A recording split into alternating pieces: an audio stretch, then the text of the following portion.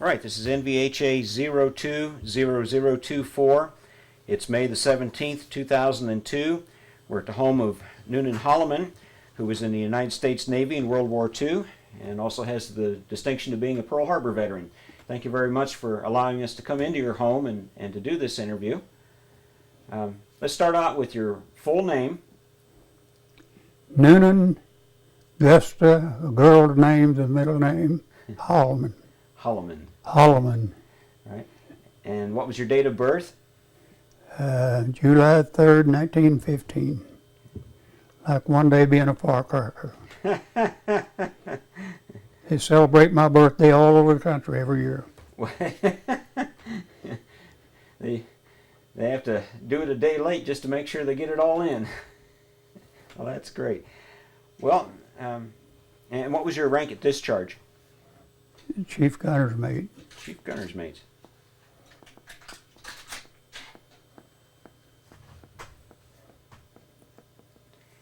Well, Chief Holliman, where were you born? Where was I born? Yes, sir. I was born about 6 miles of Quitman, Quitman in Arkansas, was our post office, and about 2 miles west of a little town named Pearson. Okay. But we were on a rural route from Quitman, 6 miles. Okay. And that is about 25 or 30 miles into the edge of the Ozarks. You might call the foothills of the Ozarks. Okay. It's kind of bench land in a way. You go up a hill or a mountain and then it'll level out for 2 or 3 miles. You'll have a community of well, just about as level as it is around here almost. Yes. And then you go up another ridge or mountain and you'll level off again, kind of stair steps. Uh-huh. And after you get up so far, it quits leveling off when you really get on up into the And it starts to Ozarks. up. Yeah. That's a pretty part of the country. Beautiful country out there. What was your mother's name? My mother's name was Finley before she married a Holliman. Okay. And there was 3 Finley children, her and her sister and her brother, married 3 Hollimans out of the same family, I'll be darned. which made a whole gang of double cousins there. Yeah. Yeah, it would be. Yeah. How do you spell her last name? Finley, F-I-N-D-L-E-Y,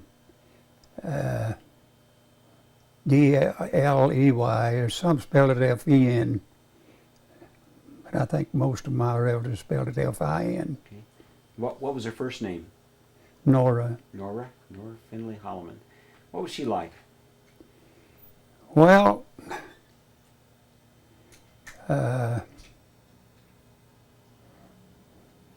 she was very religious.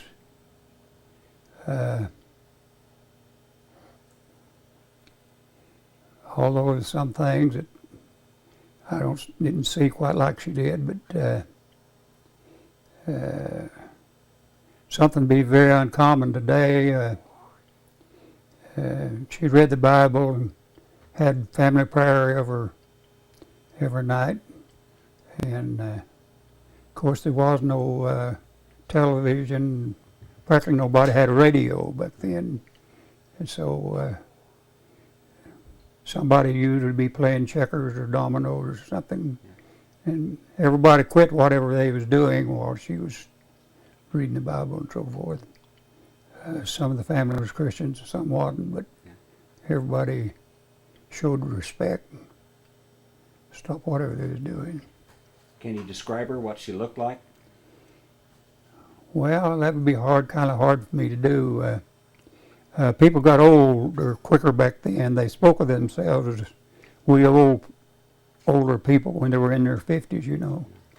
And she had already, in my memory, had already begun to get a little bit humpback from age.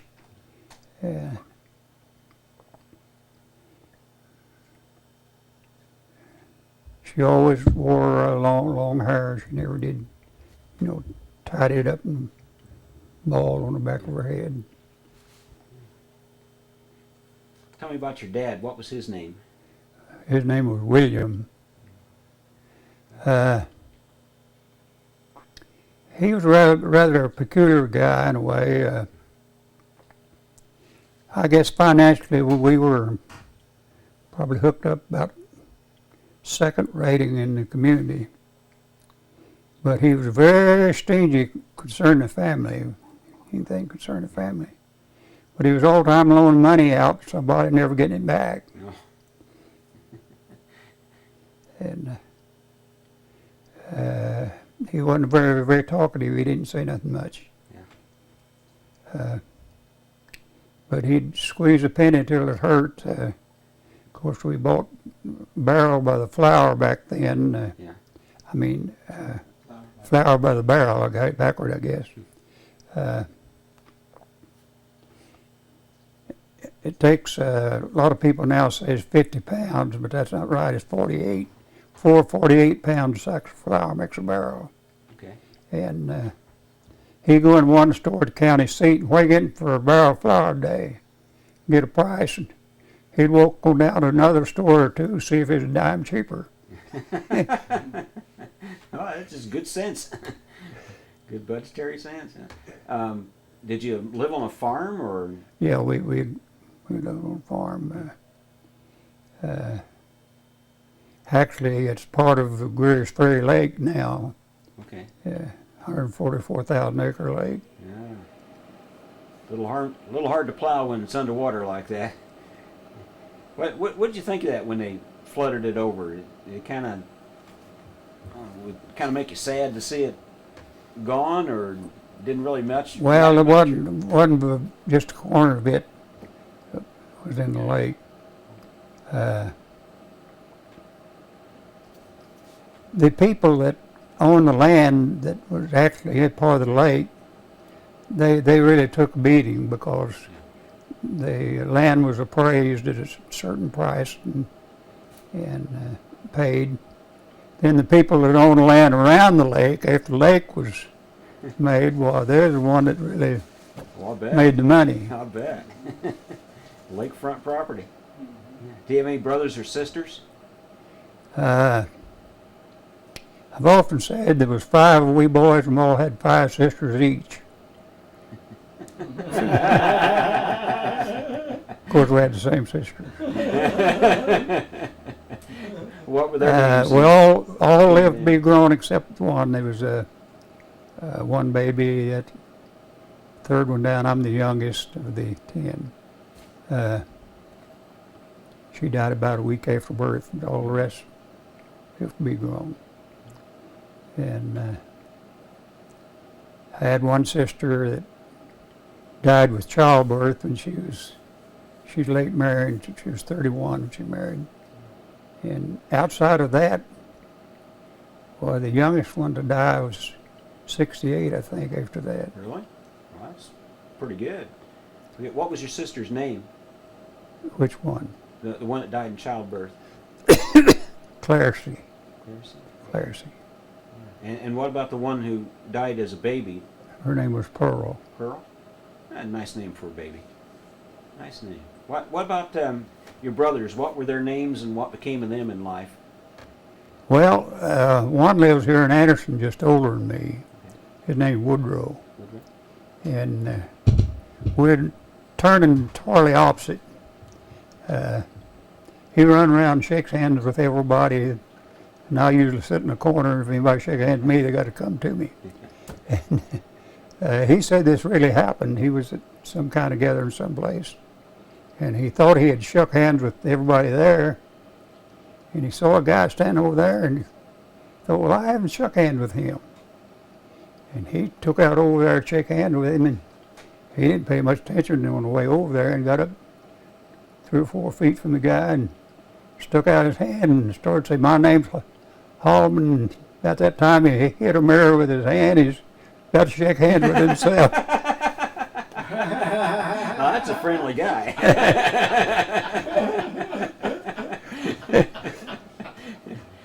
Just tell me about about the others? I'd like to hear their names and what's become of them. Well, my oldest brother, his name was Ernest. He was a World War I veteran. Was he really? And I can remember this. I would have only been about 4 years old, I guess, when he came back. But I told it over and over so much, why it's still just fresh in my mind as it was the day I was born.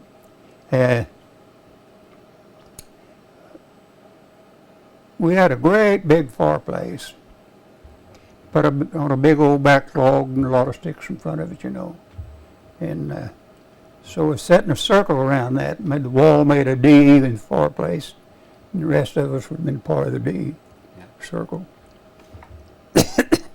And I was sitting next to the wall, and I had to sit by my brother. He'd just come back from France.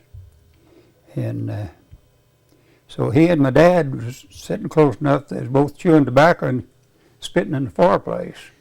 And a little kid like me, you know, I got to think up something silly. I got to thinking, well, now it'd be fun when they go to spit crossways their spit. So I got the slobber all worked up in my mouth. And when he let go, I let go and I spit in his face. He slapped me. I always remembered that. It still just is fresh in my mind. You're probably lucky he didn't throw you in the fire. Of course, back then,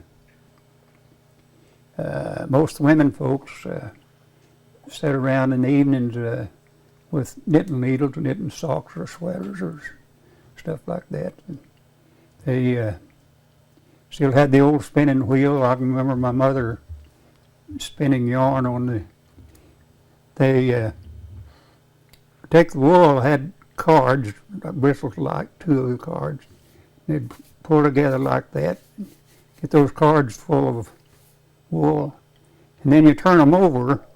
They got things sticks down there kind of like nails, and you pull across there, and it rolls it up in a little circle, and you twist 2 or 3 of them together, and then stick on the end of the spinning wheel and give a whirl on the spinning wheel, and it winds it down to knitting size, knit width. Of course, I never heard the word antique. I don't think it'd been even put in a dictionary by then. But when we moved, we went off and left all that old stuff, the old spinning wheel and cards. And that sure be worth old something. hand crank phone cranked on the wall, you know. Oh my! And I had some cousins in Illinois had one of those. Everybody was on the same line, and you would sign like a long, short, long, or maybe 3 shorts or 3 longs, or you can make enough different combinations to give everybody something to go by. But of course, when one phone rang, everybody's phone rang. So you would figure about half the community is on the line listening if you talk to anybody. Your brother who went to World War I, what was his name? Ernest. Ernest, okay. Did he ever tell you much about the war? Well, not an awful lot.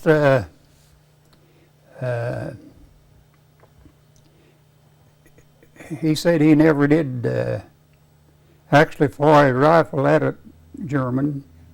They were retreating all the time, but they were under machine gun fire and artillery fire a lot. They'd have dig their foxhole, and he's a guy that can just sleep through anything, like tornado weather or something. He didn't pay no attention to that.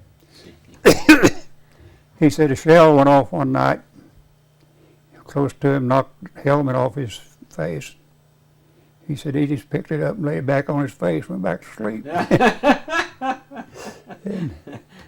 But he said it rained an awful lot. You'd be laying in your foxhole and you had an old slicker you spread over you, you know, and it's hard to keep from getting wet laying in the foxhole. It had to be pretty miserable. I can't imagine it being very, very pleasant. What he wound up doing after the war? He went back farming. Let's see, we got 2 of the brothers. What Who were the others? And Well, now let's see. I told about my Woodrow and Woodrow and Ernest. Ernest. Okay, they were all farmers to start off with. Woodrow, well, he ended up, I came up here, he already got lamp, now already duck over him. Earl was one next older than Woodrow, and he farmed, but he was at the age that he missed any of the wars. Right. And when he was in the 50s, he had a stroke. And if he had lived with somebody, I think he would got where he could talk all right. But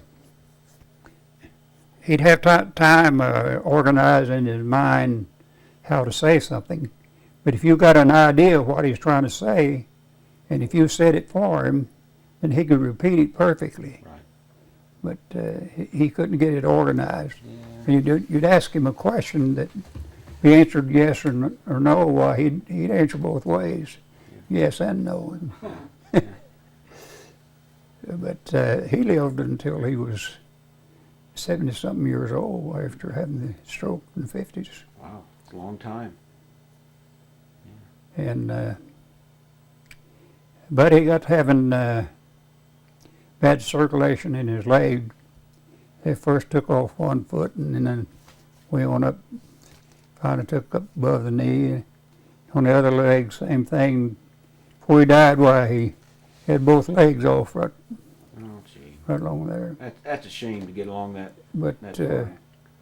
his daughter said, "Now, Dad, I'll take care of you, but I got to work." Said, "You got to learn how to manage." And so he had artificial legs on both legs, and he'd managed to. He'd get his wheelchair, and he'd step out of his wheelchair and sit on the toilet and get back in. Yeah.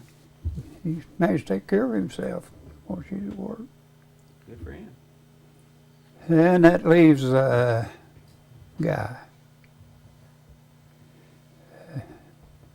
He would have been the next to the oldest boy. Yeah. He was short.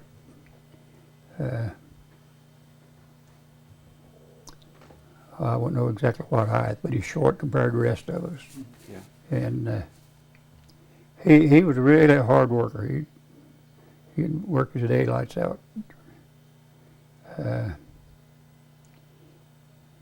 But the Hollimans, about all the Hollimans, back up until 25 years ago, died when they was about 67 or 68. Most were farmers, and they butchered their own hogs, and a lot of cholesterol and so on. Yeah. And 67 or 68, most of them would have a stroke or a heart attack one and die. So he made the magic age of 68, and they ate a lot of fried food and stuff. And he went to a dentist, and he was actually a rich poor man. He had a lot of land that was worth a lot of money, but he had very little income. He had an old truck, almost 20 years old, wouldn't hardly run. And he almost worked on a low-paying job. After he retired, well, his pension and Social Security was very low. And he almost lived in poverty, and he was a wealthy man at the same time. Yeah. He went to a dentist, and he never drove very fast. He just crept along there in town. Why, he just leaned over on the steering wheel, and he was dead, and rolled over on one side. Well, it's better than lingering. I think I'd want to go that way, just real quick like that. Yeah, he just rolled over one side and wasn't going fast enough. Didn't hurt anything as far as buildings or things. So what kind of things did you do as a kid for fun or just? Well, I can tell you, you've probably never seen this done. ought to do that in a parade sometime. You did it around here too, because I talked to, he died last year, I think. E.M. Helsley lived up here in Mechanicsburg. Take a hub off of an old wagon, ring about that big around, went around the wood on the hub on the wagon, and get you a stick about that long with a cross piece on the end of it. You roll that wheel down that thing and start pushing it, and you get to be an expert. Well, you would just guide it in any kind of place. And it gets going down a hill too fast, well, you put the stick over and slow it down. And this Helsley guy in Mechanicsburg, he said he got good enough he could roll one down a railroad rail. Holy smokes, that is good. Yeah, but I guess it was that was one of the most popular play tools of a kid my age. I only had one bought toy as a kid, and I saved up money and bought that myself. It's on a little box about that high, square, about 4 inches square, spring in there to wind up, and there was a stem run up, and there was a Negro on the top of this stem. You wind him up, turn him loose, and he'd dance for quite a while, or he'd dance up a storm, and it cost $1. Cost $1. That's a lot of money back then. And that was when Japanese was buying a lot of scrap iron from us. You know, they had no natural iron ore of their own at all. We sold a lot of scrap iron. I sold them an awful lot. I used to, our county seat was Farmers Town. Farmers go to town on Saturdays. Well, I'd look around and find me up 2 or 3 old worn out plow points or something. And there's a guy that bought chickens and eggs and scrap iron and stuff like that. And I'd take those plow points in, get me a dime or 15 cents, and buy ice cream and stuff with. And I sold Japanese enough to almost make a big gun barrel of gas altogether. Turned around and used it on us. So, where'd you go to school? The first school I went to was called Brown School. And the second one was in the same community. But the Brown School was off to one side of the community. And I went there through the first grade. I don't know whether I went the second grade there or not. I was still very small. They moved it over the middle of the community. And it became the Jackson School then. There's a lot of Jacksons, which is related to me. And it was a one-room school. The teacher had to teach all 8 grades. And I can still remember very well, we'd call our reading class. We'd go up, sit on this long bench, and teaching 8 grades, well, she didn't have time to let us read more than one line. And I don't know what grade I was in, but anyhow, somewhere down there, well, it said that a dog's head was on the other line. Bow, wow, wow, wow, wow. The bow, wow, wow was always on my line. So I counted down on the pages where that bow, wow, wow was. Then I counted down enough people. I sat down all I had to read was bow, wow. Didn't know she was teaching you math at the same time. But did you know the people then went to those one-room schoolhouses? I would put them up against anybody else. They go trying to solve some arithmetic problems and so on nowadays. Yeah. I bought a window there at Furs,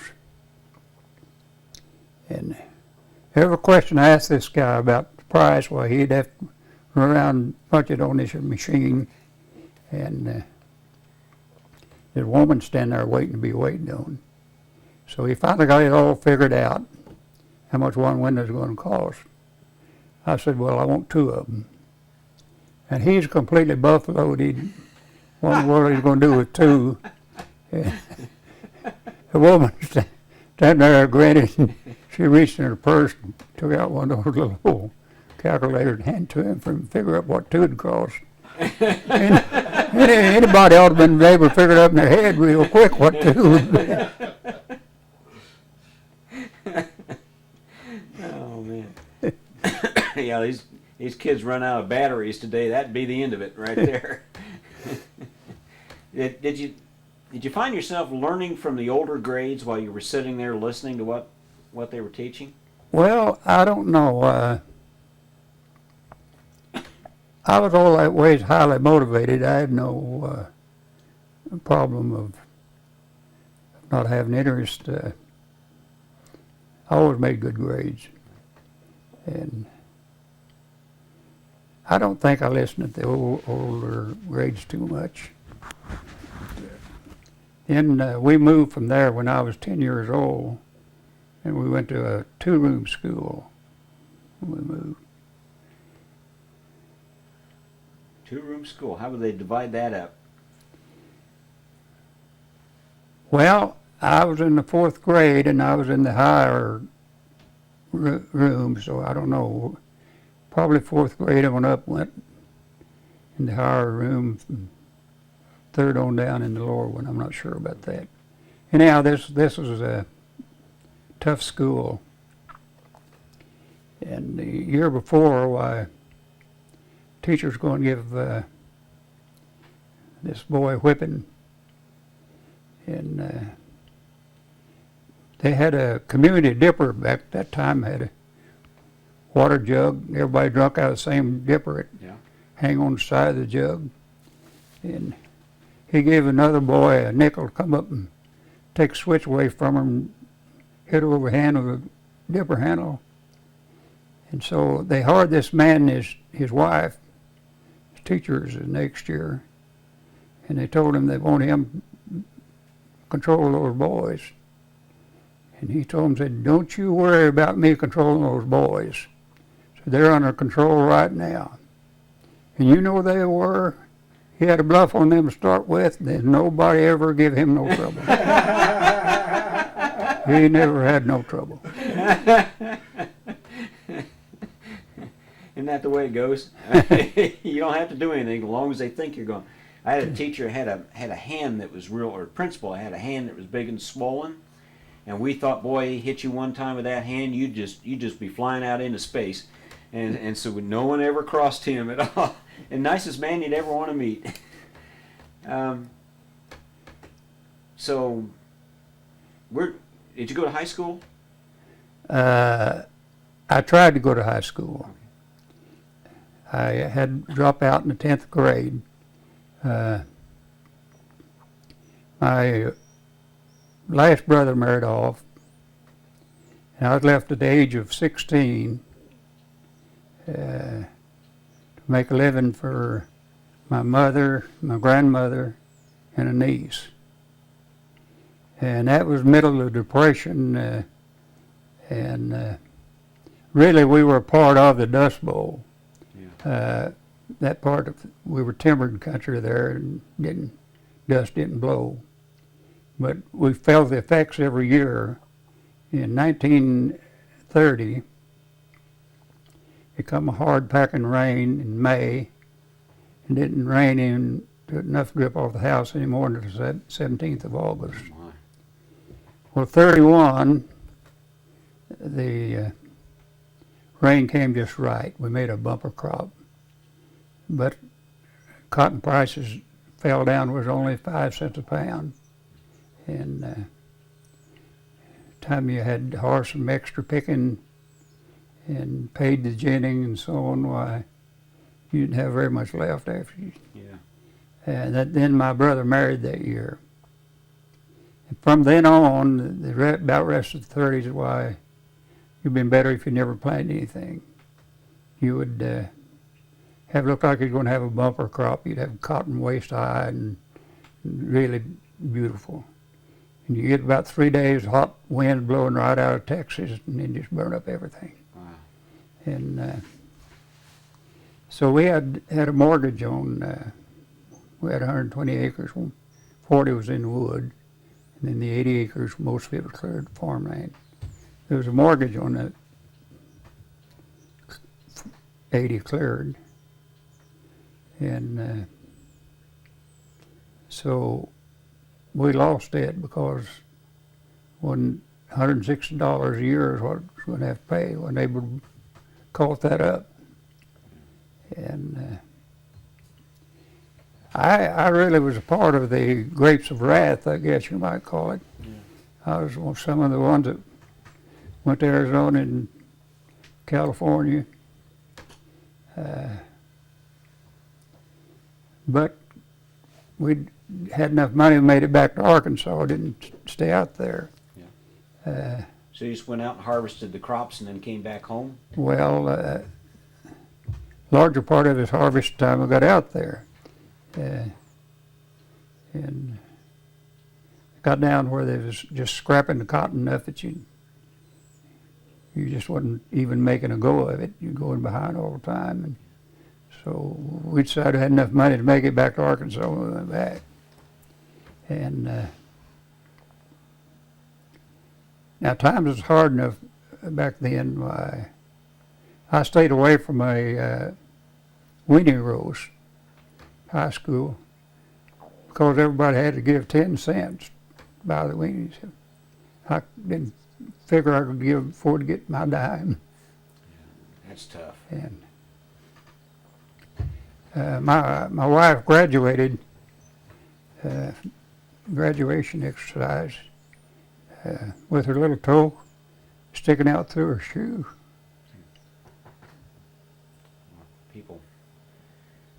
People just got to have everything handed to them, and it's got to be just so right. And then you see situations like this. That's tough. But I don't know. It was a happy time in my life. Everybody else in same fix, and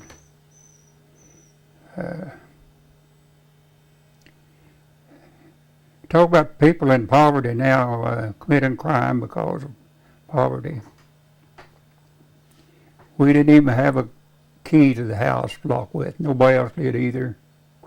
And we never ever had nothing stolen, never think about locking the house. And I don't know of one boy, and it's where I lived during the Depression, that ever spent a night in jail.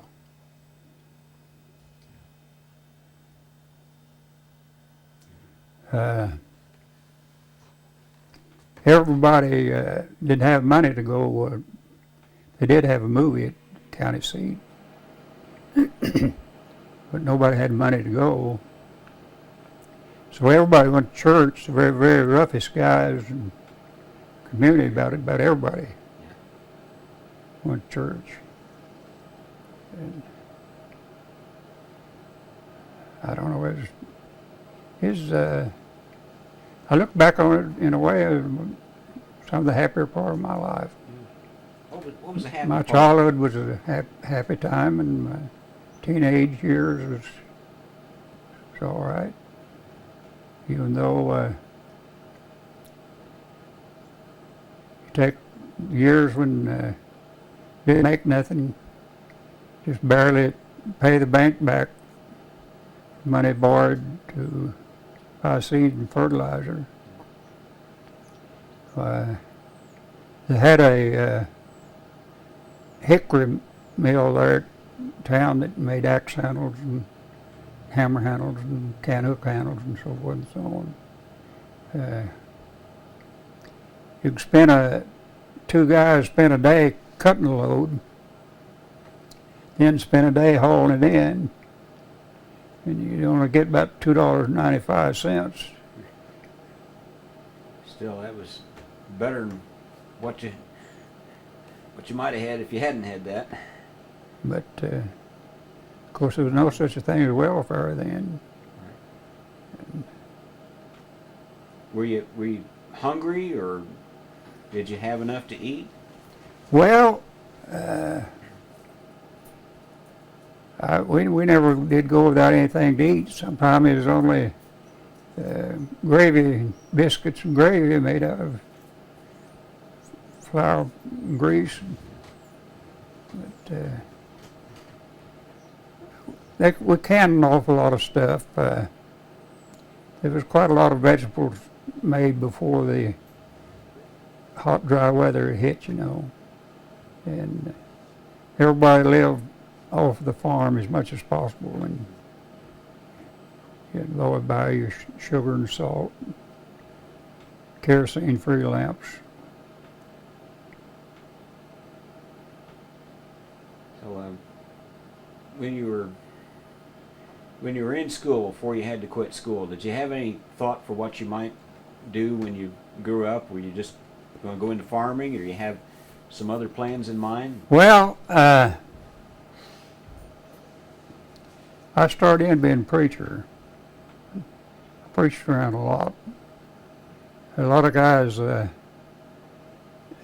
called me up and say, I can't make a day. I think it just purpose to let me go. And there's a guy who wanted me to come to their community and hold a revival. So set a date, and I was going to go, and my sister told me, oh my goodness.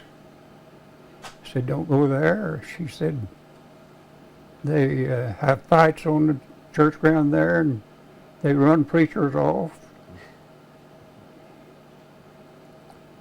So I went ahead and went. So the first night, I told them this story. I said, there's a boy, I got a crush on this girl. And he told his dad, said, what am I going to do about it? And he said, well, next time you're with her, tell her you're in love with her. Maybe she'll marry you. So this next time this boy saw her, he said, I'm in love with you. If you'll marry me, I'll do that much for you sometime. I said, that's why I'm here tonight. I said, I'm going to try to preach to you people. And I said, if you'll be attentive and listen to me, when you take a notion to make a preacher, I said, I'll do that much for you. And you know, I had no trouble whatsoever. The house was packed, them standing up in the back, and there was 30 many more outside. I don't know, young guy, they really turned out. I'd had dreams of being an evangelist, but I was in the Methodist Church. And the Methodist Church at that time had started wanting you to have a college education, go to seminary if possible. And so that was just strictly all out for me. There's no way that could happen. And I don't know, I guess I've looked back and thought maybe I was too loyal to the Methodist Church. General Baptist Church, in the community where I lived, they had no educational requirements at all. And there's a lot of guys that made preachers from our community, but they were near all General Baptists. And so I turned to music. Okay. And I started going to all this singing school to go to, and went a couple of schools to Hartford School of Music. And then so you play an instrument, or is this vocals? No, I never did have money to ever even buy a guitar. We studied shape note music, you know, and learned to. I haven't been able to sing for over 20 years, but I've got it programmed in my mind where I think I could write songs right now. I can look at the song and I can hear the sound in my mind, but I can't make my vocal cords do it anymore. Now this won't be anything like it, but my first song went something like this. Mi, re, mi, do, do, la, sol, la, do, re, do, mi, do, re, mi, re, mi, do, la, sol, la, do, re, do, mi, fa, mi, re, do. Very nice. Okay, gotta stop. That song I just sang the notes to on you, or tried to. That was published and came out. I got a copy of it about 2 weeks before Pearl Harbor attack. Oh, really? And so I wrote 4 while I was in the Navy. And I got enough songs by 1991. I put out a book of my own. They was all published in 6 different Southern music companies published my songs. And so I got to, of course they had copyright on all of them. I had to get permission from all of them in order to use the songs. And one company made me get a printer's permit license before releasing Okay. songs. But they did all the arrangements. It only cost me $10. But There's always some kind of little license you got to have for whatever you do anymore. and, but I gathered them all together and put them in one book. I've only got one book around here somewhere. The others are all over at Honey Creek. Oh, okay. I'll give somebody a book. So you started out, you wanted to be a preacher, you wanted to be an evangelist, and found out that you had to go to seminary for that, and you just couldn't do that. Then did you join the Navy after that? Well, no, it was quite a while before I joined the Navy. After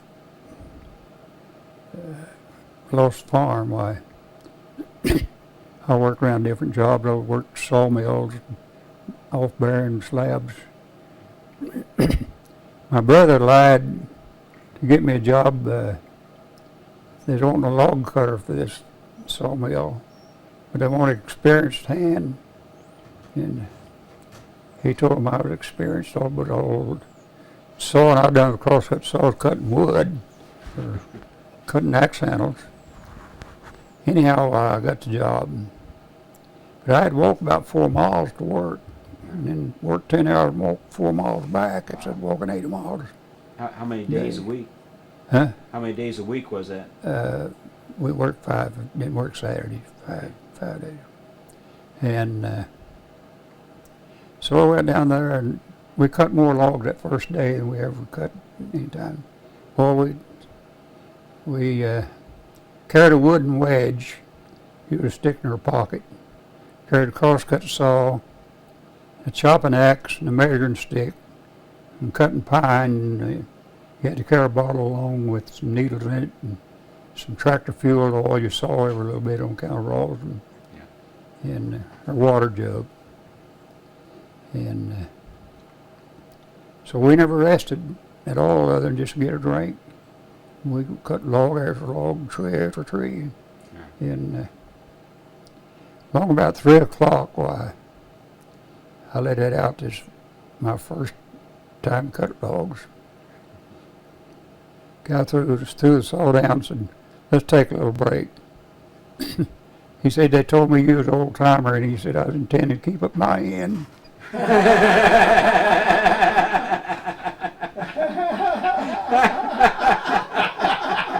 That's a great story. But we kept that mill going, the two of us. We never did run out of logs any time. I would get so tired going home and walk through a trail that had stumps alongside the trail and be tempted to sit down and rest a little bit. But I knew if I ever sat down, why, man, it'd be hard to ever get up and start again. I'd make it home and eat supper flop down on the bed and seemed like in the morning, laid down, the alarm clock would go off. She had to get up and tug it back. But I think, oh, that's been good for me. I don't know why. I think maybe that's the reason I'm alive today, and a lot of the others are dead. You give me the impression as being a very strong man and having... I work about work. 6 hours every day, and sometimes then I start about 9 o'clock and work up to about midnight. This house here, we started in at one time. We were going to make a duplex out of it. Yeah. And we didn't get the roof on before we decided we didn't ever want anybody in the house with us. And so we had everything tore up inside. There wasn't a door facing on anything. All the far end didn't even have wallboard on the wall. My wife had a heart attack. And so she never would let me hammer inside the house afterwards. Said it bothered her. And so she passed away 9 years ago. I fiddled around getting this done and that done. Then 2 years ago, the lady next door, my son, died. His daughter was there, and she's wanting to sell the house. She wanted $52,000 for it. And so I went over there, and he said, if you want that, he said, you better let her know right now. Said she's going to leave in about 5 minutes. Said she's taking it off the market, and she come back, she's going to put it under real estate, and said she'll go price enough to pay for the commission. And so 5 minutes is an awful short time, make up your mind on something. Anyhow, I bought it. I didn't realize the work I was going to have to do here. When we started, I left the place on the far end for a bathroom, but never did put it in because he ended up just wife, the kids all married off, just wife and I, and then finally me by myself. So I just went for one bathroom. I thought, well, just keep taxes down having one bathroom. Yeah.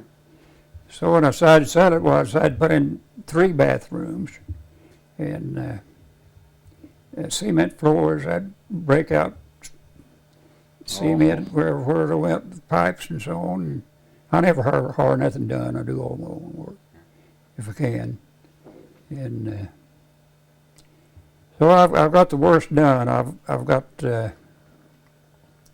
3 bathrooms near completion, not quite enough that somebody would take care of them, kids could or something. They'll be one to get the benefit of them anyhow. And I've changed all the windows on the back side to modern windows, which required doing the rock work and everything around them again. Yeah, it would. And so right now I'm breaking out a wall dining room. I'm going to make that 24 foot, and it'll be 14 foot wide. At the end of it, I'm going to make a closet all the way across and put in a 6 or 8 foot mirror sliding doors. Oh, that'd be nice. And then it'll make it look double the size when you look at it. And Well, I have to say, at the rate you're going to be at least 200 before you're gone. so all my doctor says the hard work's what keeping me going. I don't know. I bet. Of course, I'll be 87 in about a couple, 3 weeks. Wow. That's great. That'll be a little over a month. In great shape. What's going on? Oh, where'd you meet your wife? Where'd you meet your wife? Tell me a little bit about her. I met her at one of those schools, Hartford Music School. Okay. But she lived in the same county I lived in. And I only dated her once before I went to the Navy. Yeah. And then most of our courtship was through letters. Sometimes that could be the best way. What was her name? Cranford was her last name, Thurl Cranford, Theeril, Thurl. So when you dated her one time, can you tell me where you went? And We went to a singing convention. was she pretty good singer as well? No, she wasn't. She had a good ear for music and so on, but there's something about her voice that didn't quite blend. You could tell her voice from she was singing with other people. You could pick her voice out. It just there's something about it I can't describe. So when did you wind up getting married? Well, I'd been in the Navy 3 years, and I got of course, the every letter you got was censored. You wrote was censored. Right. And so skipper on this subchest I was on, he said, I've got orders to transfer one first-class gunner's mate to Washington, D.C. Electrical Hydraulic School. And he said, I'm going to give you a delay in orders and let you go by home marry that little girl. Yeah. That's pretty good orders. You don't get that too often. Yeah. So, You didn't get leave without there was occasion like that or something, where you're being transferred or something. There's guys that, well, they went just about the whole war without ever going home. that's hard to imagine. I mean, you get some folks that are upset because their wife or their husband goes off on some business trip and they're gone for a day or so. But then you got guys here that were gone for 2, 3, 4 years sometimes. Yeah, there's some guys that they didn't get transferred or something to receiving station, some idle time or something. They never got any leave the whole length of time. So how'd you wind up in the Navy? Well, we had to register in September of 1940 for the draft. And so a buddy of mine, we got talking it over. We decided, well, we just go to the Navy, not end up getting drafted in the Army and led in foxhole somewhere. So we decided to join the Navy. So there's enough guys wanting in the Navy that they moved the enlistment from 4 years up to 6. And they still got them. I tried joining the Navy 3 years before. Well, I didn't even get first base. They took one that looked at my little old jaybird arms and didn't want no part of it. Of course, they was wanting guys when I was 1940, I just sailed right on in. Yeah. But I fell off a mule, broke this arm, half inch above the elbow and threw out of place in the elbow, which made it very hard to sit. So I passed the examination at Little Rock, and we got to San Diego. We had a stripped off nude, and the guy went around the clamp board and marking pencil, asking you different questions. And ever had any bones broken? And I said, yes. So he marked my arm. And so I went in front of this doctor. He said, put your arm up and bring it down to your shoulder, like that.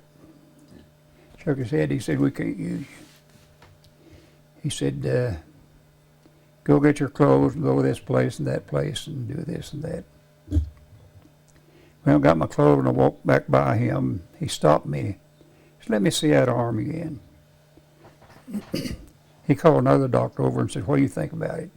He said, let's let him in. That's kind of close. So, hard to tell where you would have wound up if they'd turned you out. Well, I don't know whether the Army then would have took me, and they probably would have. I don't know. But anyhow, just almost didn't make it. So could you see things coming up on the world scene by 1939? Germany was at war. Oh, I could very plainly see it. Most people, just like war going on now, didn't act like we was in any war and so on. But my brother that was in World War I, he drew a pension, and he took the daily paper, and I kept up with everything through him, and I didn't see any way that we could ever stay out of it myself. So they let you into the Navy. Where'd you go? Kind of take me through the path there. Where'd you go for your basic training? I went to San Diego for boot camp. Okay. And so they spent almost half a day lining us up, get the tallest one in front and just gradually taper down to the lowest guy. They ended up one guy by himself. We had, of course, four squad, four. And I wouldn't make it today. Guys are a lot taller today. But I was the third tallest one, so I was on the front, third squad. And which was very bad. They made you then the leader of that squad, and you in charge of the work detail every evening, what they had to do and so on. You know, I'd a lot rather done the work than in charge trying to get the other guys to do it. Yeah. And but that's the way it was. Ordinarily, well, you got at least 3 months training back in the old peacetime Navy, but we only got 5 or 6 weeks. First day of November was when I went in, and then you count the traveling time going out there and so on. We went aboard the Tennessee on Christmas week in Bremerton, Washington. It's very close to Seattle. When we got through boot camp, why, everybody got a 10-day leave if they had money to take it. Yeah. But it was only about a third of the guys that took it that didn't have the money. You only got $21 a month when you went in. And it had been 40? No, you went in 1940? Mm-hmm. Okay. $21. Wow. And about a third went home, about 2/3 stayed. So we all got shipped out somewhere before they came back. My buddy that joined with me, why, he went home on 10-day leave. What was his name? Peyton, Lawrence Peyton. What happened to him? He got killed. He was the only one got killed from our community.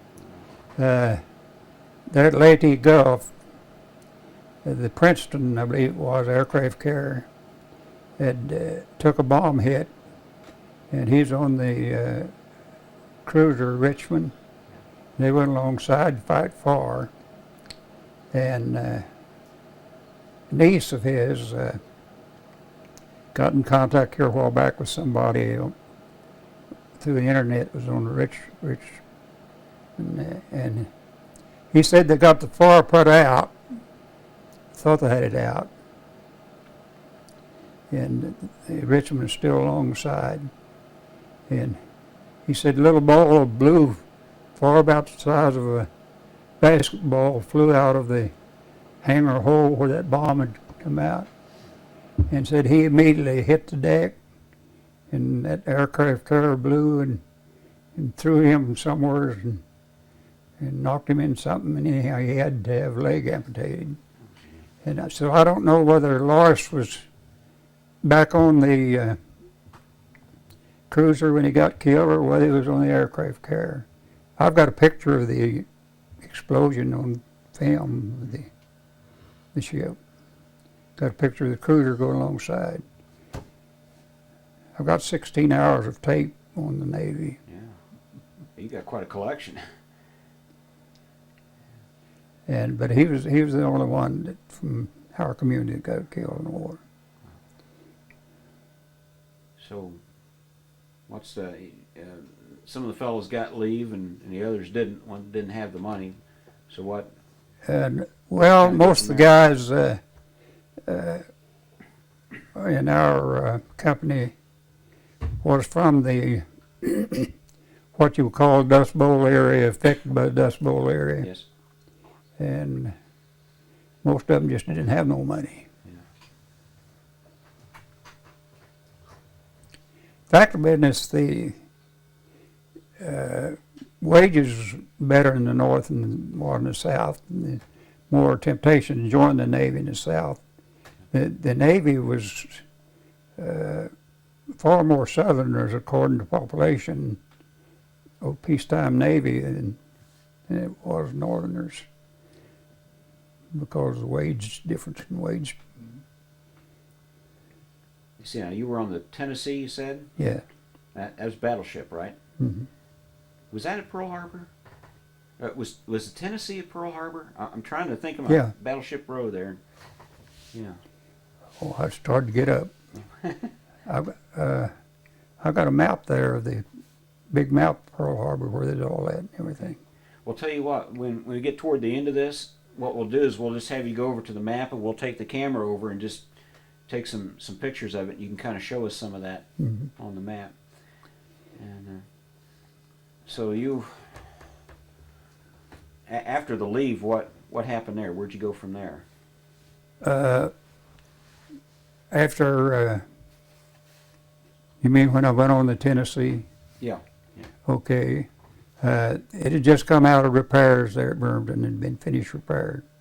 So we went on down the coast and we stopped at San Francisco a time or two and Long Beach. I met a girl there at Long Beach, and she knew what kind of wages I'm making, what a sailor made, and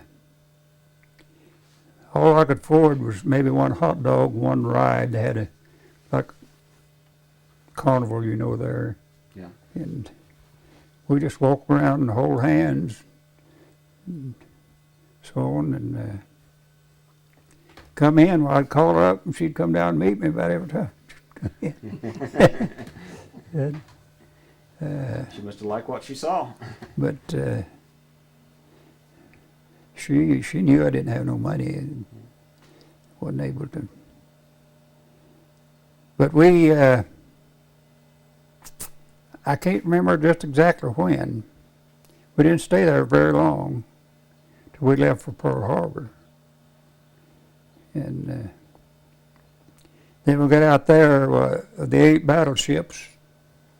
Well, 4 would go out and 4 would stay in. Okay.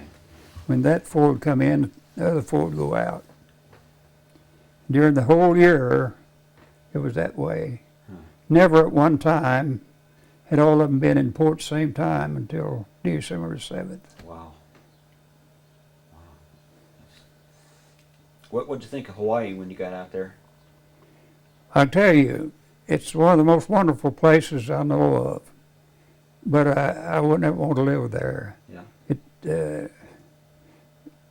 Well, the population predominantly Japanese, different kind of foreigners. Never would seem like I was in the United States if I lived there. But the climate, you just couldn't beat it. It's just wonderful. So, what was your assignment on the ship at this time? At the time you got to Pearl Harbor, what was your assignment on the ship? Well, my work assignment, before breakfast, deck division, everybody went up on the deck and they weighted the deck down, put sand on it, and they had called holy stones. They was about that big square, had a little indentation in it. We'd stick a handle in it and line you up about 3 or 4 feet apart, and all went together. You'd stick this way and then that way and then this way and that way in time. Go down the deck, holy stone on the deck, then turn around and go back. Old guy would look at his watch. He'd keep you there just as long as he possibly could. Just better go down in time for breakfast. Yeah. Then after breakfast, why, old boatswain mate took me around and he said, now, your job will be that this compartment here, keeping it clean, the deck and the bulkheads and everything. So this boy here will show you what to do. So I just worked in daylights out of myself. The boy would show me, and he'd take off somewhere, and I'd work. But of course, I didn't know. I was green as I could be. I didn't know anything about the Navy. In about a couple of weeks, some old timer said, "Hey, bud, I'm gonna tip you off on something." He said, "That guy's making a sucker out of you." Said, "He's only been on here about a week longer than you have." And said, "You're doing all the work." Oh. He's supposed to be doing half of it. So found that out. I told him, I said, "You got to do your half." I'm not gonna do it. I was doing it all. I didn't know no better. You wound up on the other end of the saw that time, didn't you? At both ends. Yeah. And before I was assigned to battle station, we went out and for night practice on the broadside battery. That's the 5-inch bag guns. Shell weighs, I don't know, somewhere about 70 pounds, I guess. It usually has a guy with big biceps and so on that throw that shell to where it seats itself, you know. And then a guy right behind him throws in the powder bag. Yeah. And while that's going on, while the guy on the breech putting in the cartridge, he barely missed the powderman's hand and closing the breech. They're ready to fire. So this old boatswain mate told me, he said, now, lined up 3 shells there on the deck. He said, if they say action starboard, he said, you just get the hell out of the way back in the corner somewhere. If they say holler action port, he said, you grab that shell up, you run across the other side, set it down the same place it's sitting here. So it was dark, as a stack of black cats. And the guy on the phone kept giving the readings, target bearing so many thousand yards, and so on, kept it closer and closer. And all I yelled, action port, action port. I reached down and grabbed my shell and ran over, and I was bending over, setting it down, and a gun up on the boat deck up above, for the star shell. I thought, is this gun here by me? And I just raised up, and that one there by me went all kaboom. Almost knocked me over. So that was my first experience of 5-inch gun going off. I reckon. And so later then I was assigned on the gun crew. I was assigned as first powderman. And we practiced, I mean, till we really got good. This guy, that first shellman, he was all about my height, but he had big arms where I got bird arms, big old biceps. Boy, he'd throw that shell in there and it'd go right in the seat itself. And I just barely missed his knuckles with the powder bag. And the guy closing the breech had just barely missed my knuckles and closing the breech. You ever get caught? And it was ready to go. You ever get caught, or did you just have it timed so well that you... And, well, we fired as fast as we could when it was ready to fall forward. It seems like that'd be hard to do with the deck rolling if you got in any kind of Well, seas at all. the battleship decks don't roll too bad. Yeah. And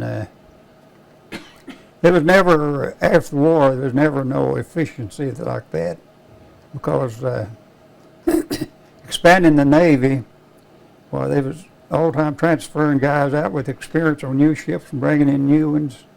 So that broke up that good practice routine we had. It was never as good in after it.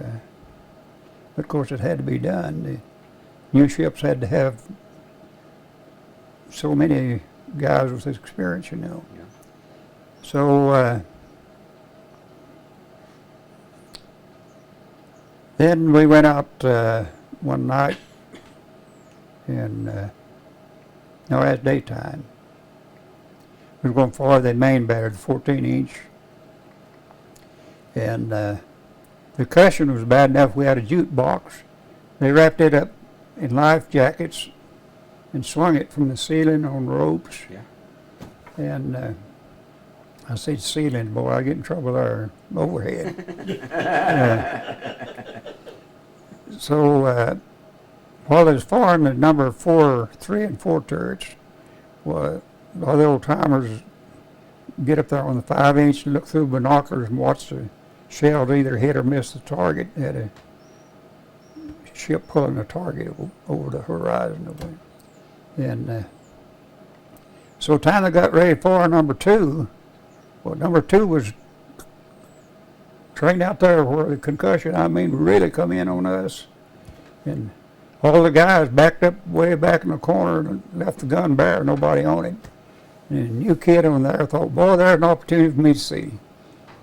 And I would like to have told him, but man, my nose has been flat yet if I'd said anything. They're just dying to see what had happened to him. And that salvo went off. He went off, knocked him off backwards and ripped the buttons off his pants.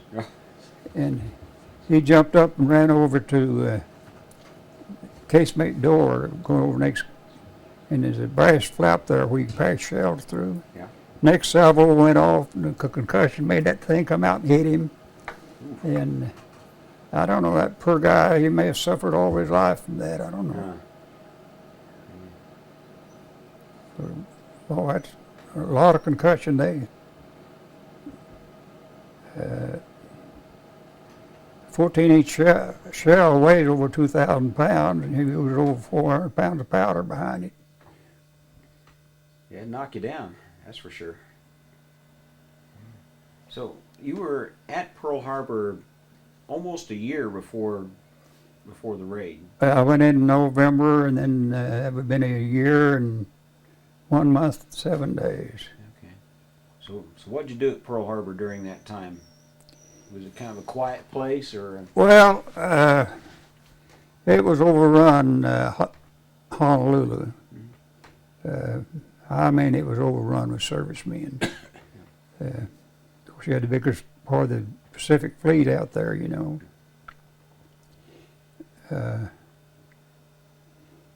But I kind of enjoyed going on a little bit. My buddy and I used to go to YMCA and rent a camera. We wasn't allowed to have a camera aboard ship. Okay. And take pictures and stuff. And so we'd be in while the other 4 battleships was out. And actually, I don't remember what battleships was with us and which was with the other 4. It's been too long ago. Yeah. But remember any of them? Any of the 4 that were with you? There's 4 would go out. Yeah. Together. Do you remember any of the 4 in the group? I think the same group stayed together all the time, I think. I'm not sure of that.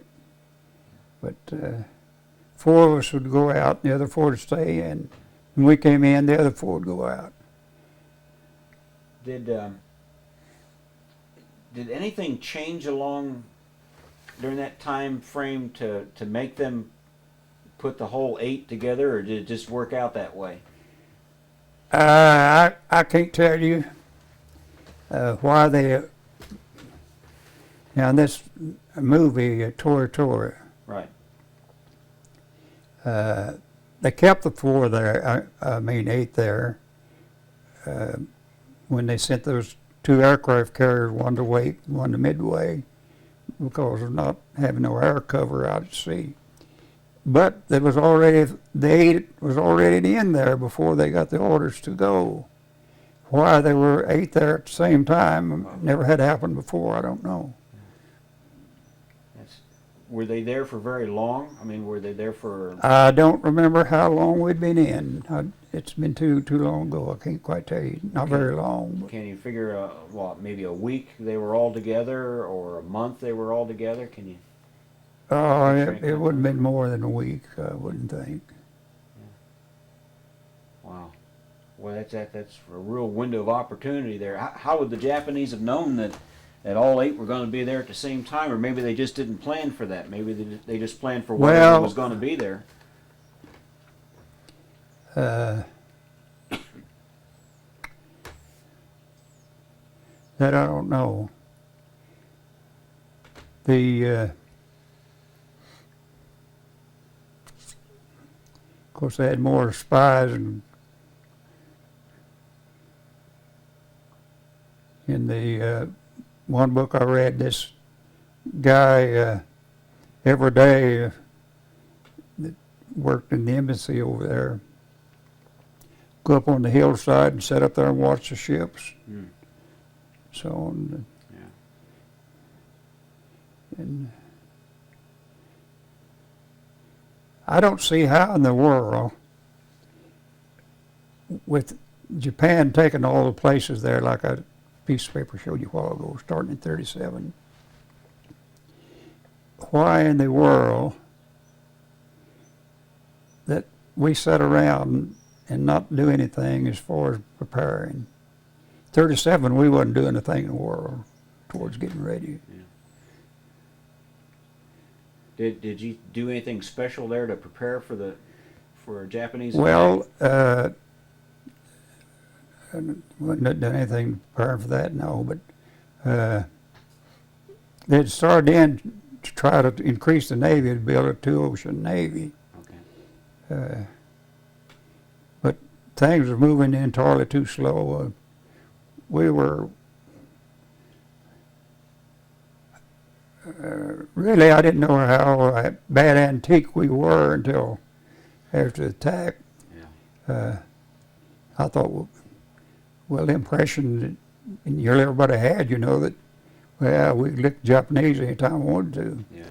But actually, they had an edge over us. Their ships was a knot or two faster than us. And it's a good thing Pearl Harbor happened.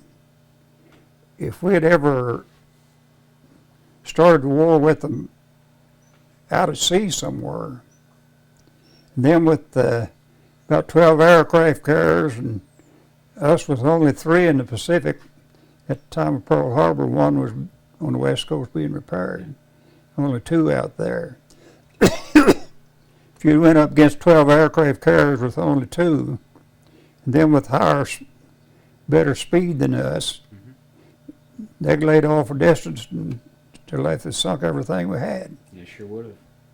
Yeah. It was a real wake-up call. It was bad like it happened, but it woke us up. And our production, now we was able to build or convert 117 aircraft carriers during the war. And Japan was only able to do 17. Yeah. Yeah, that's where we're really strong, our factories. We could really do it then. Well, who were some of the fellows on board ship that you remember? You remember some of the guys you served with? Well, I remember 2 guys' name. I remember a lot of the guys, but don't remember their names. The 2 I ran around with all the time, one was named Marler and the other was named Brown. Yeah. Brown and I took a job of side cleaning one time, and that armor plate on a battleship is thick enough that you walk around on it. Yeah. My opinion is on December 7th, well, they were probably low of oil and low of everything there until the ship was riding high enough out of the water that the torpedoes largely went under the armor plate, because the armor plate's thick enough you walk on it. Huh. So, who was your captain? I don't remember. Yeah. One time, we stood all the messenger watches. And they usually sent a guy up there as a student messenger to start with. But I went up the first time by myself. This wasn't the first time I was up there. I was up there, hadn't been going up very long. And if somebody told me to tell something always put it in my own words. In the Navy, they wanted the exact words they tell you. I wasn't happy doing that, and that was hard on me. And so call a messenger. You had to go in and click your heels like a Marine messenger eye. You get in the message and you'd say aye, sir, and do about face. So he gave me a real long message. And I said, aye, sir. He said, repeat it. I couldn't no more repeat it. It's a good place to stop. Okay, is that it? Okay, we're going to stop and change tapes again. Okay. Okay, it didn't stop. Now, why not? All right. Stop. Let's go around.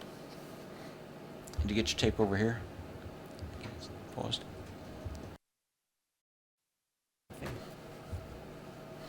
All right, this is our third tape on 020024. And you were delivering a message. He gave you a long message and told you to read it back to him. You couldn't do it. And so he told it again. I said, aye, sir. Saluted. He said, repeat it again. I couldn't do it. He said, now listen, he called me son. He said, now listen, son. He said, you're scared. He said, nobody's going to eat you.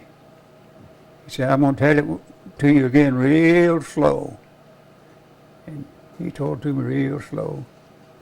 He said, did you get it this time? I said, I think so, sir. He said, shove off. I don't know whether I told it right or not. Yeah, some things you wouldn't want to get wrong. But, well, give me a message one time. We had two motor whaleboats, 1 and 2. Yeah. They wanted to put one out of commission. I got about halfway down the captain's office, and I couldn't remember whether it was number 1 or number 2. I thought, oh, well, they'll never know the difference. Yeah. So I went out, asked for one. I don't know what you asked for. But there's something I got into, sent me down the message, the captain's office. Of course, there's a Marine sentry standing at the captain's door all the time. So you give a message to him.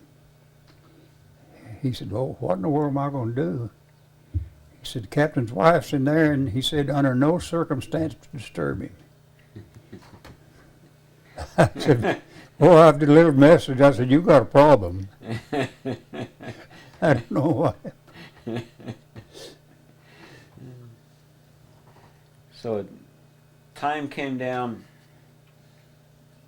when the attack was coming near. Did you notice anything at all different about what was going on around you?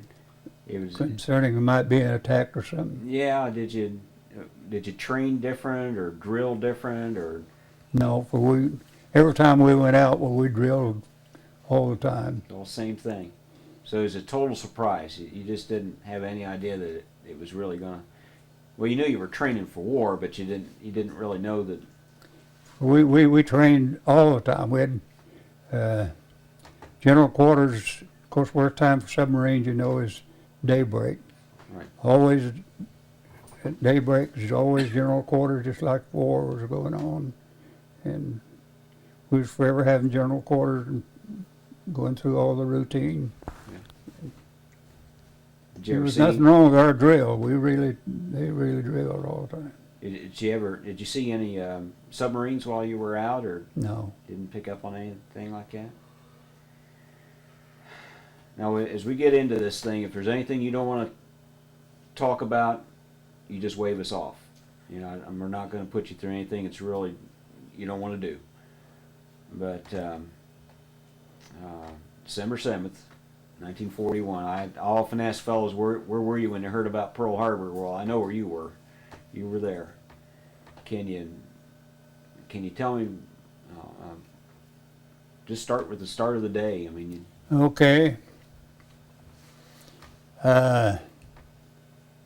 They had sent a working party from each battleship, and I got my share of working parties. out to ammunition dumps, store ammunition. And they had barracks out there for that purpose and so on. And so I was out there storing ammunition. And we just got through breakfast and somebody said Pearl Harbor's under attack. And so you could hear it in the distance. So how far were you from the ship? Actually, I don't know. Okay. We went around the road there where you see over Pearl Harbor, around towards Pearl City, Yeah. around over there somewhere. And so you went to trying to get transportation back for us back.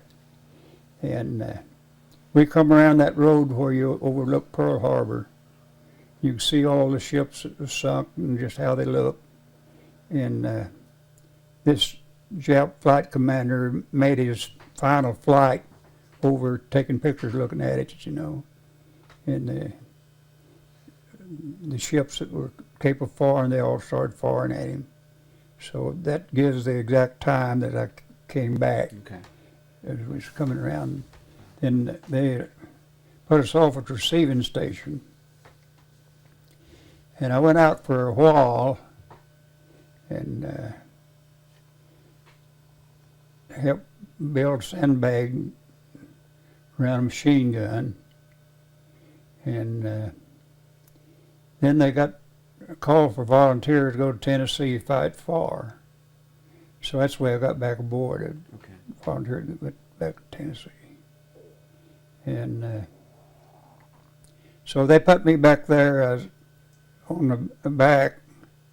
And of course, when the Tennessee blew, this bomb was actually a shell, armor-piercing shell they put fins on, and it had a delayed action fuse where it went through 2 or 3 decks before it exploded, went in the magazines, and they said over 1 million pounds of powder exploded. And it blew some guys off of ships, off deck on other ships. Yeah. And the Tennessee was tied up right forward of it, and blew all that stuff over Tennessee and far and so on. And one guy's telling me that the officer in charge of trying to fight the fire, he just had everybody stop a little bit and let some of the surplus stuff burn, and then start back fighting with water. So you were on the Tennessee when the Arizona went up? No, Okay. no, I went back there to help fight fire afterwards. Okay. And it got so hot that the bulkheads on the first deck down below caught a fire and burned. Oh, gee. Wow. Now the Tennessee, was it inboard or outboard? It was inboard of the West Virginia, Okay. so he All right. couldn't take any torpedoes. Got 2 bomb hits, one on number 2 turret and one on number 3. There was so much smoke after the Arizona went up, from the Arizona and then the West Virginia. They don't know for sure how many torpedoes the West Virginia took. She either took 5 or 6 or maybe 7. Some of them they think probably went in the same hole. They're not sure just exactly. But she managed to counterflood and not roll over. She sat on the bottom. Okay.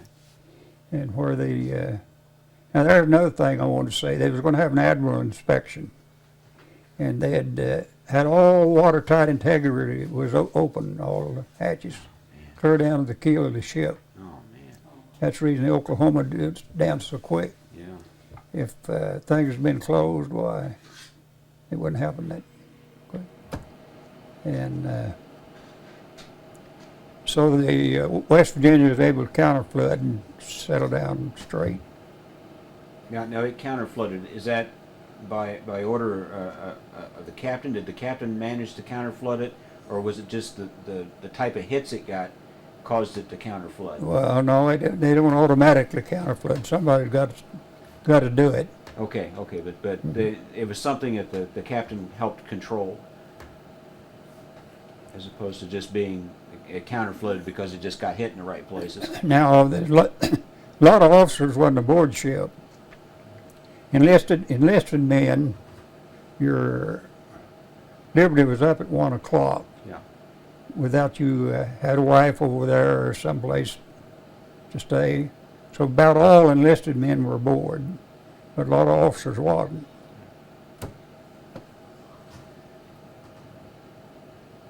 So I'm trying to picture this. You've got the West Virginia and the Tennessee.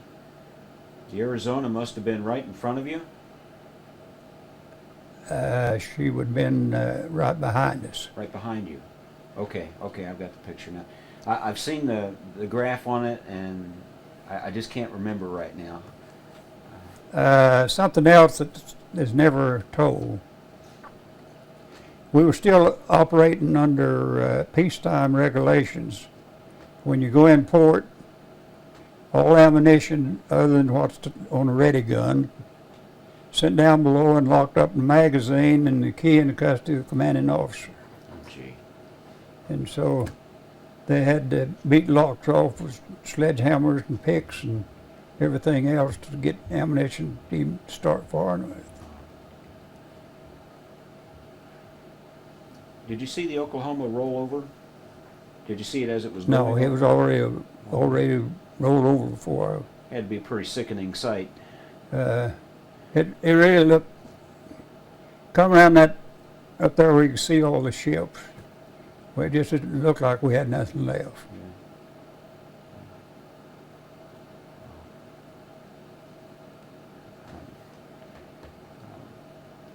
I was back on the fantail with fire hose. The whole gang of us back there. There's a small explosion went off all night, I guess, through the Arizona. Right. There'd be a fresh supply of oil far about waist high coming towards Tennessee. And they had a bunch of there with fire hose break it up, Try and knock it keep down. them coming to the ship. And so there was 3 or 4 aircraft carriers came in from the aircraft carrier that was coming in. Yeah. And man, everybody's trigger happy, you know. Oh, the planes Yeah. coming in? They were coming in to land? Coming in to land after dark. They were trying to land on Ford Island, weren't they? Yeah. Okay. Yeah. And they had the running lights on. And on the ships where they had communications, why they passed the word, don't fire friendly planes. But that day they had set up machine gun nests all over golf courses and every kind of place. And somebody cut loose, and tracer bullets from everywhere went. They shot every one of them down. Oh, gee. They've had all those machine guns set up December 7th and maybe. Might have been a little different story. Might have been a different story. Oh. Now, while you were on deck on the Tennessee, did the second wave come in, or had the second No, wave? it had already They'd already been. been in. Did you see any of the planes in the air? No, the only plane I saw while it was attacked out there where we was at, a plane made a circle. Yeah. Saw him turn. Actually, I wouldn't have seen much more if I'd been aboard, because us being the broadside gun, well, they couldn't be fired. It was no good. Our gun crew all went down below magazines to send up ammunition. Yeah. I wouldn't seen very much more if I'd been there. I'd have heard a lot more and been a lot more scared, I guess. I bet. I bet. But you know, that night was one more night. All kind of rumors that the Japs was landing this place on the beach and that place on the beach. And they even issued the old Springfield rifles out to guys that didn't have battle stations. I've been And, there. they put 30 caliber machine guns all around on the post on the lifeline. Yeah. And nearly everybody expected invasion that night. Yeah, you would. I mean, what? Well, if they'd had transport there, they took it. They probably could have. Oh yeah, no Yeah. problem. Wow. It had to be pretty tough for the guys that were in the water with all the oil and fire. Well, at one time, the wind was right down Battleship Row. Yeah. And that oil and fire at one time was just wall of fire all the way down Battleship Row. Anybody that was in the water on the other side and trying to get to Fort Island, well, they had to hold their breath and swim under the fire to make it. I couldn't have done it. I'm not that good a swimmer. Yeah. But some did. An interesting story I read on the Oklahoma. Some guys was trapped and they was going out through the porthole. And there was a guy too big to go out through, and he gave this smaller guy his wallet. And he couldn't remember how in the world it happened. Of course, most guys pull their clothes off because all get on their clothes while you couldn't swim. Anyhow, he ended up over Fort Island. How he got his clothes off and held on to the wallet, he didn't ever know, but he ended up over on Fort Island completely nude with that wallet still in his hand. Huh. I'll be darned. There's some officers' houses over there, and they broke out clothing. Anyhow, this one guy, he's only a seaman, he's running around with an admiral's uniform on. Oh, get over there naked, and the wives break out their husband's clothes and give to him. Huh. So how long did it take for the fires to actually get under control? Well, I think probably by morning, the only thing that would have been still burning some would have probably been the Arizona. That had to be quite a wreck. That had to be a real mess. Just probably didn't even recognize it. The record I have is 1,102 that went down. We salvaged the machine guns off the main mast, and the way the wind was blowing and so on, if those guys had stayed up there, they'd probably lived. But most of them tried walking out on the yard arm where the flags go down from, and tried to jump free of the ship, but they'd hit on deck. And only one guy survived. He went down, jumped down on top of a turret, and one turret on another, and he broke a leg, but he made it off.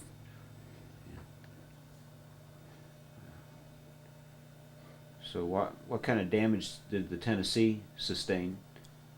Well, far I think did more damage than now the shell that hit number 3 turret, it killed 3 or 4 guys, I think. I don't think the one hit number 2 killed anybody. Something from somewhere off the Tennessee, I think, that killed a captain on the West Virginia. Ripped his belly open. Now there's pieces of shrapnel laying all around on the deck up there the next day, and I picked up a bunch of it for souvenirs. I was the only guy in my whole outfit that picked up any there. Everybody wanted some of it. Yeah. So I took the mumps and went to hospital. I didn't know you was transferred permanently when you was transferred to hospital. I took one piece of that with me, left the other in the locker. And then I was transferred to Subchaser Pool. And the Tennessee came in and was anchored out there. And so I went out to get the rest of the things out of the locker. Somebody broke in that locker. They'd got all the rest of that. I think got the rest of that. So only one piece I got off with. Now, some of those ships got underway. I know the Nevada got underway and wound up beaching it so it wouldn't block the harbor.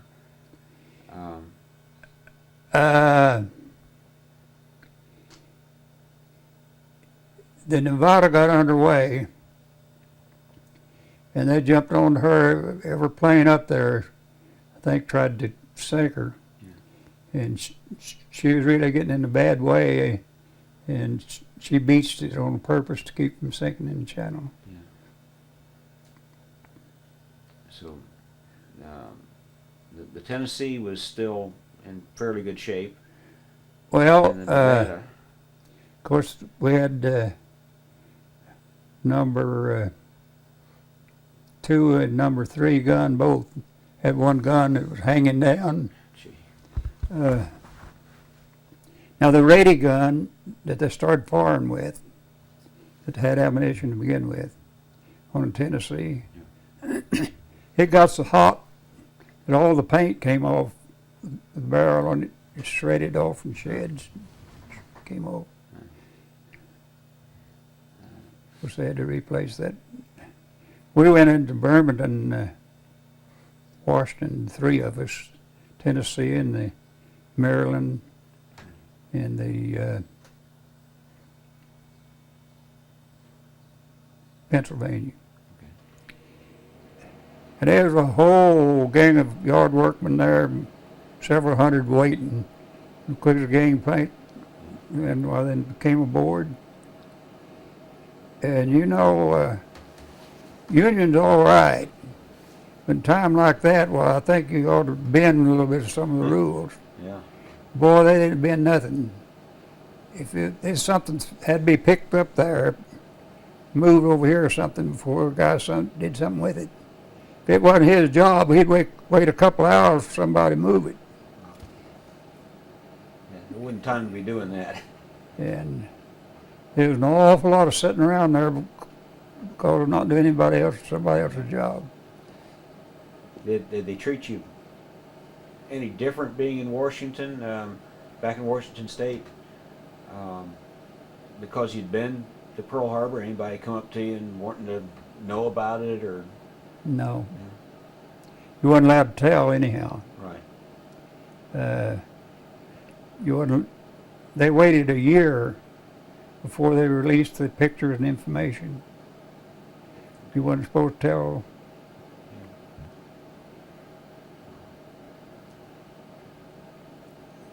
You remember anything else about that day? I never did ever have anybody to ask me. But that picture there I've got there that showed you a while ago, that colored picture. If you look at the date on that, it's December the 7th, 1942, Los Angeles. They waited a year before they released the pictures and information.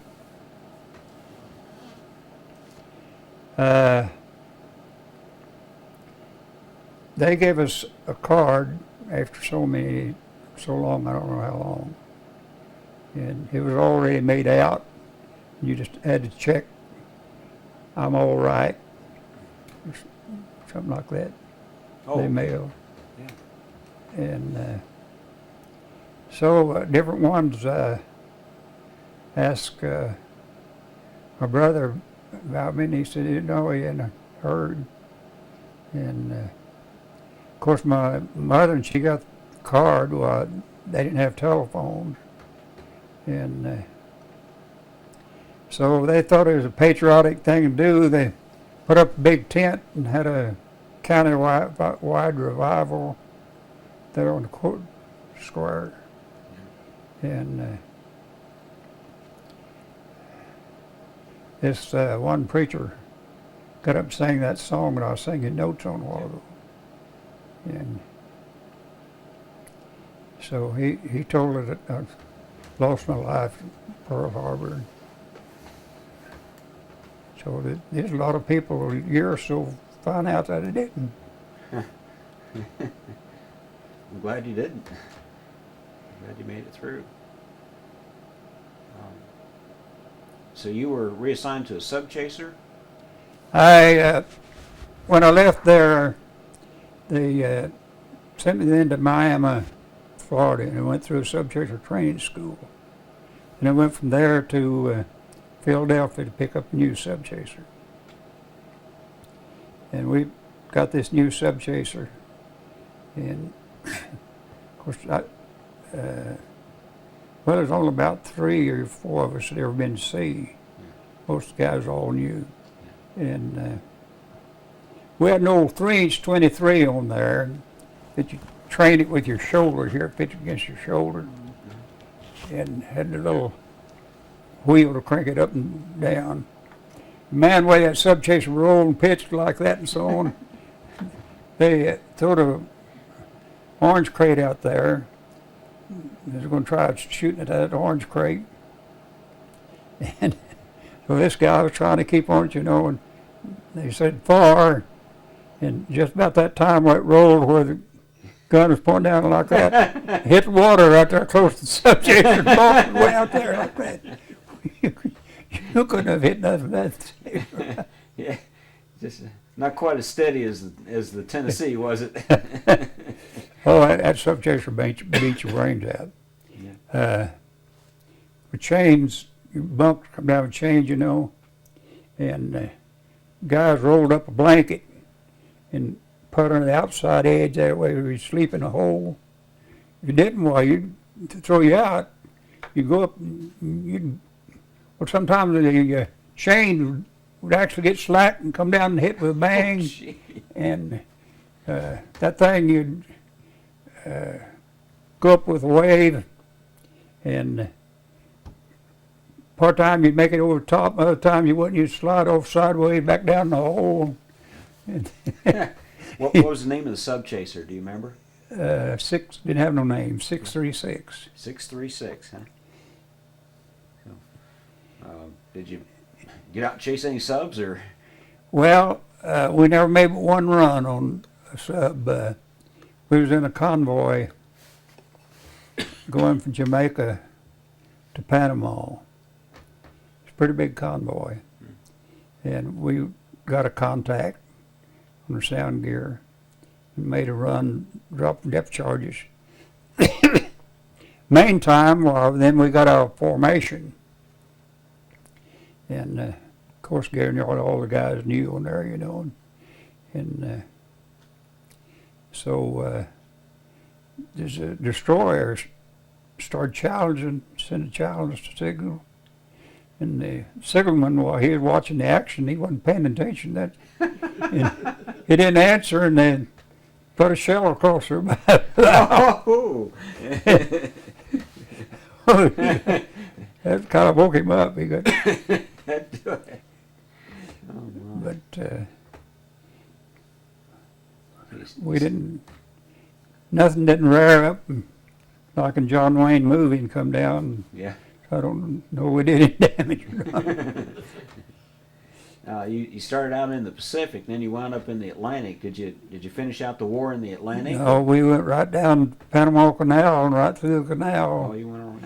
Up to San Diego and was there 3 or 4 weeks, back to Pearl Harbor. Yeah.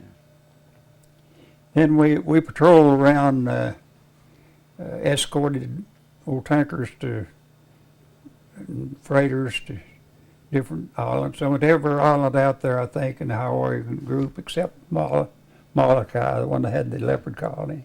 Never was on it. And then we got orders to go down to Canton Island. That's down the Phoenix group, about 150 miles south of the equator. And there's an old ship that had been wrecked there for several years, sitting there on the beach. And the Jap sub surfaced one night and shelled that old ship. And so they sent us down there to patrol around the island. There's a whole gang of soldiers, I don't know how many there. And there's just a coral reef. There's one long palm tree. That's all the tree on the island. Oh, gee. And they had a lookout nest, crow's nest built up in it. And I don't remember how long we stayed down there. But when we came back, we were escorting an old dredge, and it would only do 4 knots.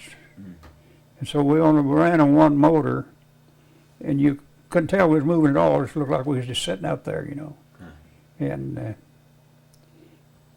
in my mind, it seemed like it was 6 weeks. I don't know how, but I tried thinking, well, one time I'll look up mileage and divide it before and find out. But you can't do that on account of zigzag. So I don't know. Anyhow, we all had long whiskers and got back. We didn't make any water. We had to make water do from when we started till we got there. And so the only water you was allowed was to drink at the water fountain. You wasn't allowed to shave, bathe, not even brush your teeth. I put a line on my toothbrush and dip overboard in salt water and brush my teeth. It'll get me dry. Yeah, get to where you about have to do something. I don't know. Just seemed like you're not going anywhere, just sitting there. Why, everybody's temper kind of got bad. You got where you get along too well with your best buddy. So, I was going to ask you something. I can't think of what it was now. And then in 53, I got up to first class. And they got orders to transfer one first class gunner to make Washington, D.C. and go to school. And that's when I went by and got married. Yeah. And I was there better than a week, almost 2 weeks. And then when I got up there at school, I found out that some of the guys that made top grades got sent as instructors to some other schools. And I always made good grades in school, so I went working for that. And I made it.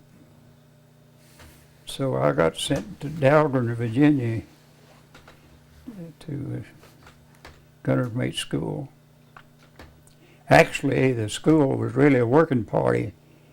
They had, I forget how many instructors there. But all the ammunition that went through there, for instance, I got put on a machine gun battery. Like all the 40 millimeters went through there. Out of every 17 guns, where they tested one, so many rounds. If it passed, then they passed the others, rest of them. And if it failed to pass, why, then we had to fire about twice that much ammunition again on it. Yeah. And then the same way, if there were a lot of ammunition that went to the fleet, well, there's so much was sent there to be tested.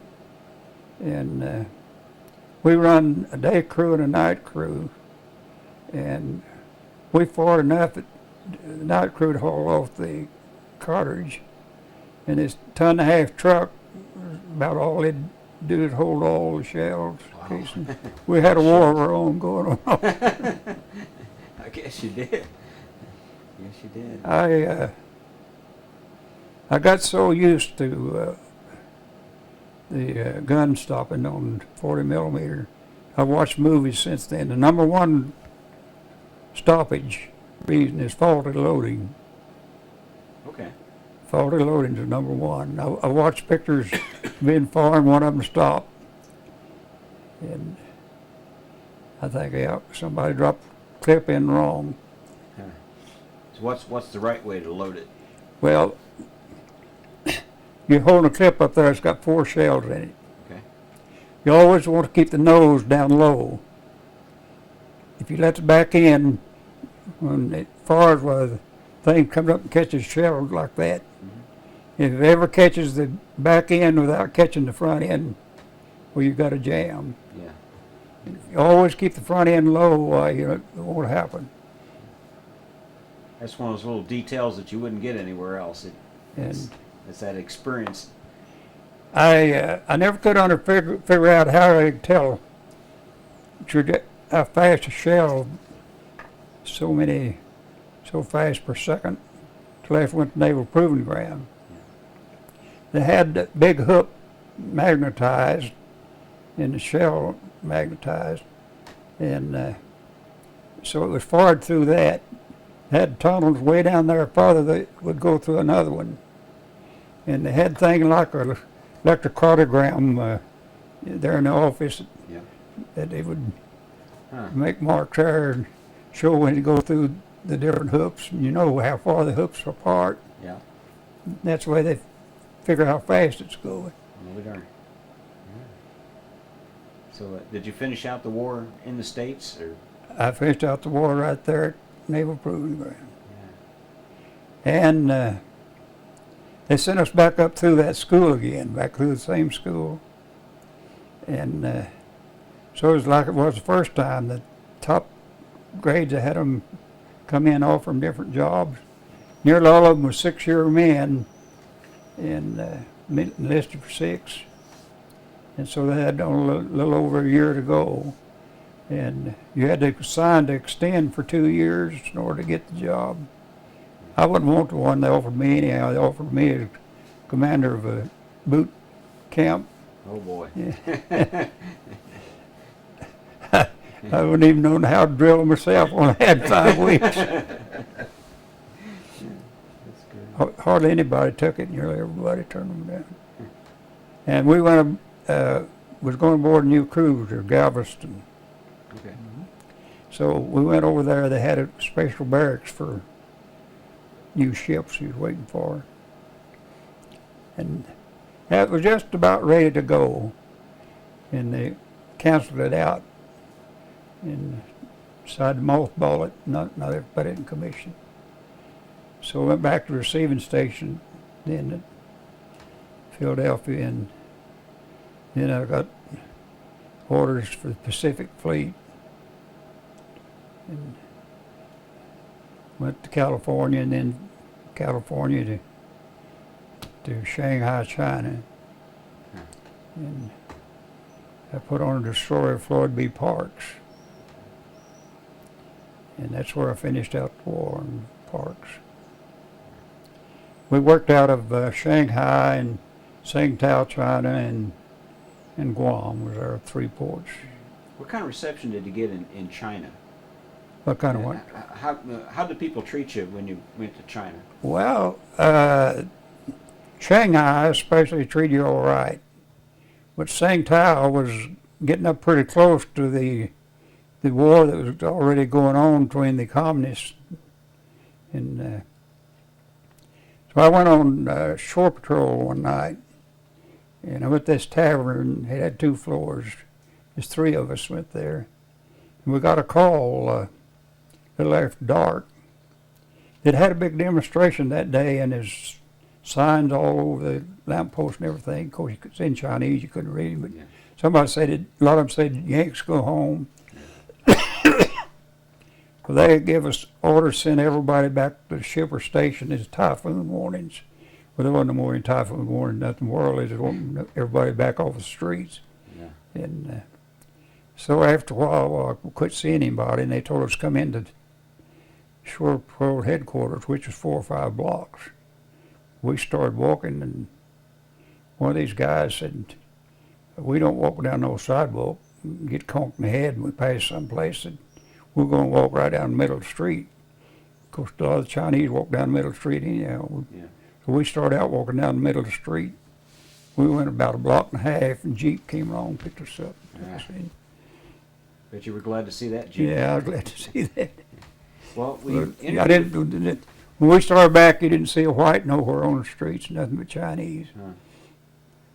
We interviewed a fellow from who was in the Marine Corps on Okinawa, and then they sent him to China, and they said that they were getting it from both sides. I mean, the Chiang Kai-shek's guys were giving him a hard time, and the communists were giving him a hard time. They didn't have any friends anywhere.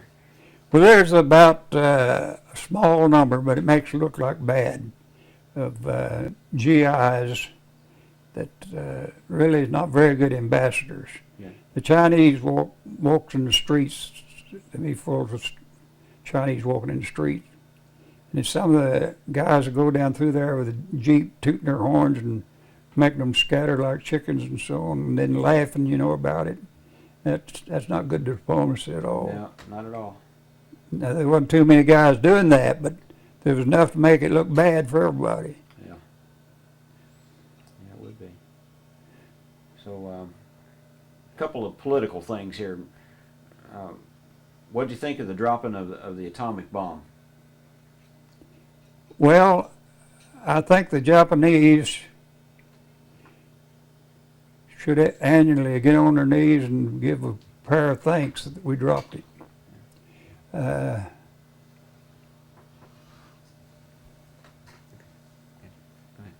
ahead.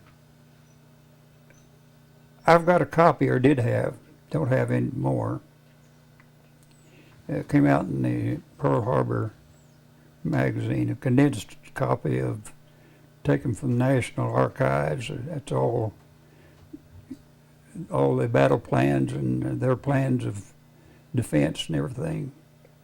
We thought they only had about 350 planes left, and they had warehouse after warehouse full of those kamikaze planes. Yeah. And they had 5 camouflaged airfields we didn't know about. And they planned to sink 800 ships the first day of invasion, and they planned to have enough of those planes to last 10 days around the clock. And then on the shore, they planned to use even the smallest child to throw a hand grenade as warrior. And they had tunnels. 02. Okay, it's tape number 4 of 020024. You were telling us about the Japanese plans for defense of the home islands. You said that even the smallest children were probably going to be lobbing grenades, and that they had several tunnels. Everybody was to be a part. And they had underground tunnels camouflaged where after a bunch of our soldiers would pass over, an army come out behind them, and they was going to use English-speaking Japanese that could fluently use the language to give counter orders from what had to create all kind of confusion. Yeah. And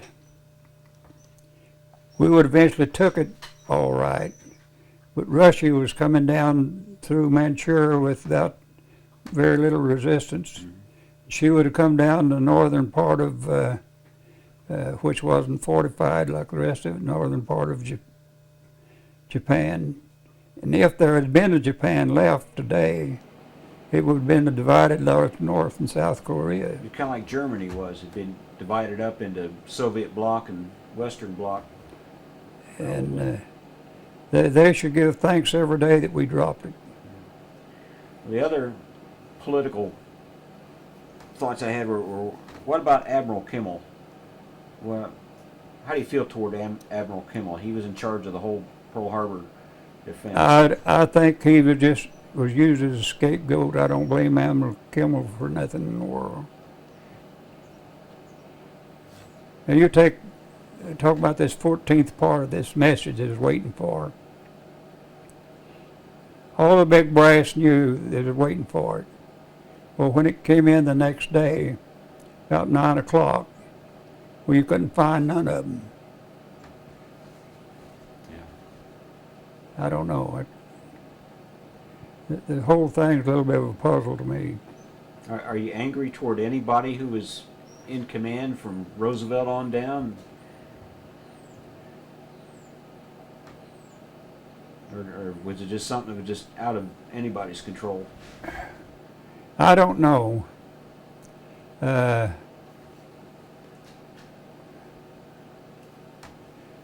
It's a good thing that they couldn't find anybody real quick. Yeah.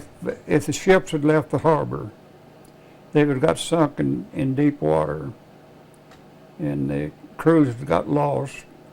You lost your nucleus for building the Navy back. And I think it's a good thing, although it was terrible, was a good thing it happened the way it did. Now, the only reason we had a lot of the aircraft carriers were the treaty we had sometime, which had run out that time.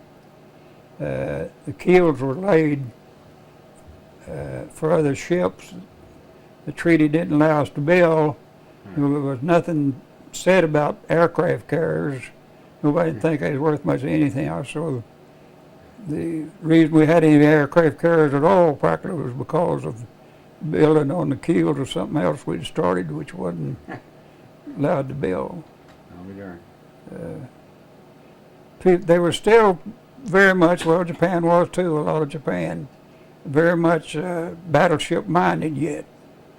And of course, aircraft carriers was the answer. But Sure was. if we'd got the notice at time we should have, we'd had time to get up steam and everybody got out of the harbor and everybody got sunk in deep water and practically everybody got lost. And it's just better it turned out the way it did. There's some people that speculate that Roosevelt let it happen just so we could get into the war. What's your thoughts on that? Well,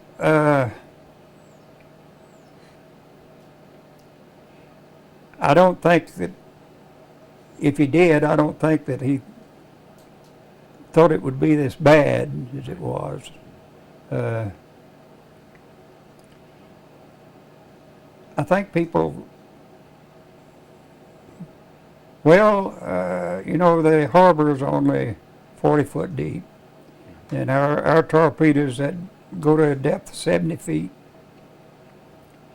But the British had put fins on torpedoes and sunk a bunch of Italian battleships in more shallow water. Okay. But the Japanese was quick to grasp that, and we seemed to not take that in consideration like we should have. That's something I didn't know. I didn't know that that was a British invention. I always thought that was something the Japanese had come up with on The their own. British did it before the Japanese did with the Italian battleship.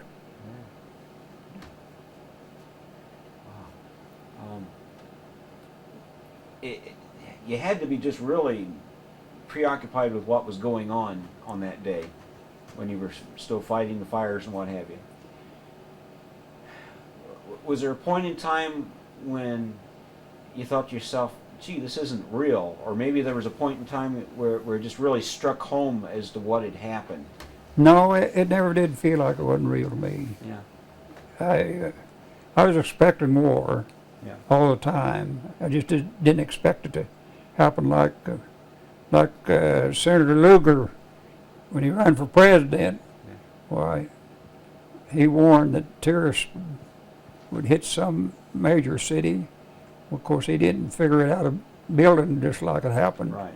And he was more or less made fun of.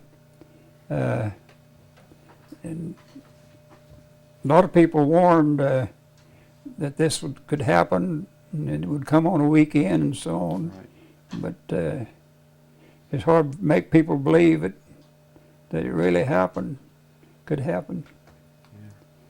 I know sometimes when I get involved in a situation similar to that, I'll just be so busy with what I'm doing that I don't think of how dangerous it is or what I've just lost. And then there's a point when I stop and then I get scared. Did you have anything like that? Well, the thing of it was with me, and I think you find with most sailors, we'd been indoctrinated about all of our life that we were superior to the Japanese, that they couldn't see good, there's slant-eyed and this and that, and that we would have no problem whipping the Japanese and so on. And I think our confidence was too much out of proportion. Things that you think can't happen is things that would happen in a war. That's true. That's true. Yeah. So Hawaii must have changed dramatically. You know, that night you felt like the place was going to be invaded. and it just did it seem like just a big curtain had fallen across the island. I mean, first before the attack, it was sort of a sun-drenched island, pretty laid back, and then all of a sudden, it was very different. Did you get a strong sense of the difference there? Well, I only went on one Liberty before we came back to the States, and well, there was all up down every street. There was MPs and well, there's just no need to go over there. There's no reason to be there. And of course, everything was blacked out. And, you take ships at night, have a ghostly look. It'll all be black, no lights or nothing.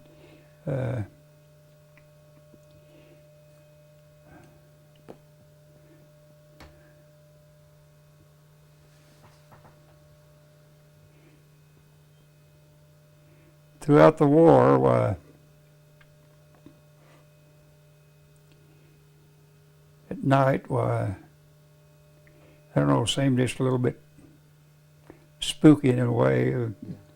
Ships all black, no lights.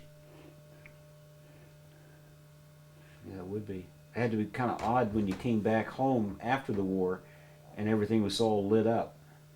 Well, of course, my experience of the over a year and a half there at Naval Proving Ground, that was good duty there. Yeah. That was a good duty. I'd have stayed in the Navy if I'd guaranteed that. I'm kind of curious what happened in the days immediately following the attack at Pearl Harbor. What kind of duties did you have? You probably had a lot of cleaning up to do, and Well, they put me down in the officers' wardroom country, scraping the bulkhead where they'd burned. And I went to get down off of a ladder, and I was still up one step higher than I thought it was. And I come down and I hit my shin on a trash can. And I could have got a Purple Heart out of that if I wanted it. And that all swelled up my knee. You mash on it and leave a hole there where you'd punch a finger in. ouch. So they put me in the hospital on the ship and put a light over there, 4 light bulbs on there. And so then he finally lanced it there and then put some medicine on all stuff, pushed it all up underneath the skin up through there and everything. And so I don't know how it happened. So I told him how it happened. But I could say, well, my goodness, with things going on there, well, I don't know how it happened. Well, I'd have got a Purple Heart if I'd want. Could have got you one. Huh? Wounded at Pearl Harbor, huh? Yeah. I got wounded all right, falling across the trash can. Yeah. Did you lose faith in the American Navy on that day? Oh, or no, was it no, stronger? no. But one thing I can say about the men in World War II, I never ran across one guy in World War II that wasn't patriotic. Not one. Yeah. Did you run across any guys that you'd single out as sort of a hero or somebody you looked up to? No, not really, no. Now, I've got a book here. I've got a church over at Ovid. The guy, he was a soldier in the Philippines. Probably a very interesting book. He's an Indiana guy, but I don't know where he's from.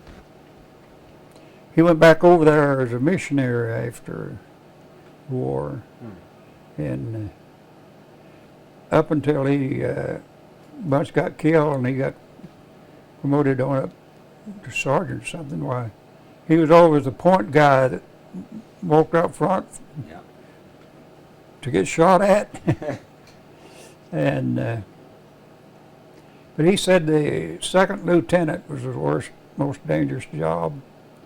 He said during active combat, when you're in actual battle, he said the average life of a second lieutenant was only about 2 weeks. Wow, not too good.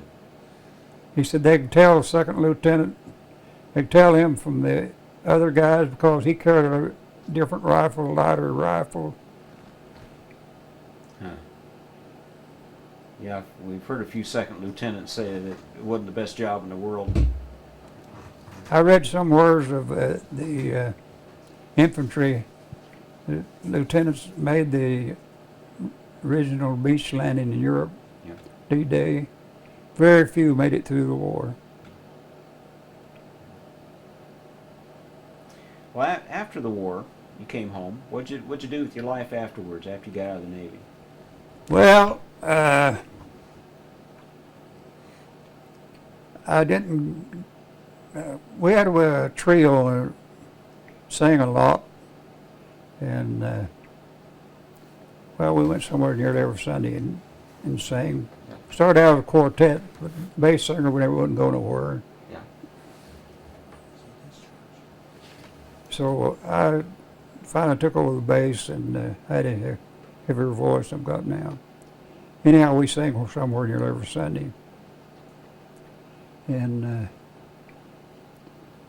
then I went to every singing school I could find to go to. And singing was my big interest. Back then, that was the heyday of Southern Gospel Convention singing. Oh yeah. People didn't have money to go to places, and you'd have a singing convention where the house would be packed full, and you'd have many people outside as you had inside. Yeah. And on Sunday, where they'd always have dinner, you know, call it dinner on the ground, but they usually had it off the ground. So you, when was it you were discharged? When was it you were discharged from the Navy? Well, my discharge actually is 25th December. They give you up to 120 days terminal leave that you didn't get while you was in the Navy. Okay. And so time I got out, the 120 days end up on there. My discharge is December the 25th Okay. What year? of 46. 46. So it'd be 6 years and 1 month and 25 days. Well, that's a nice Christmas present. Real nice. I'd read a lot of Western story magazines. I always dreamed of having a cattle ranch. All right. So I picked up quite a bit of land while I was in the Navy. Had about 300 acres. So I tried to get started in the cattle business. And I was a little bit afraid to borrow money and go in a big way. And I was trying to grow into it. And so there came a bad drought. Prices started dropping out of everything.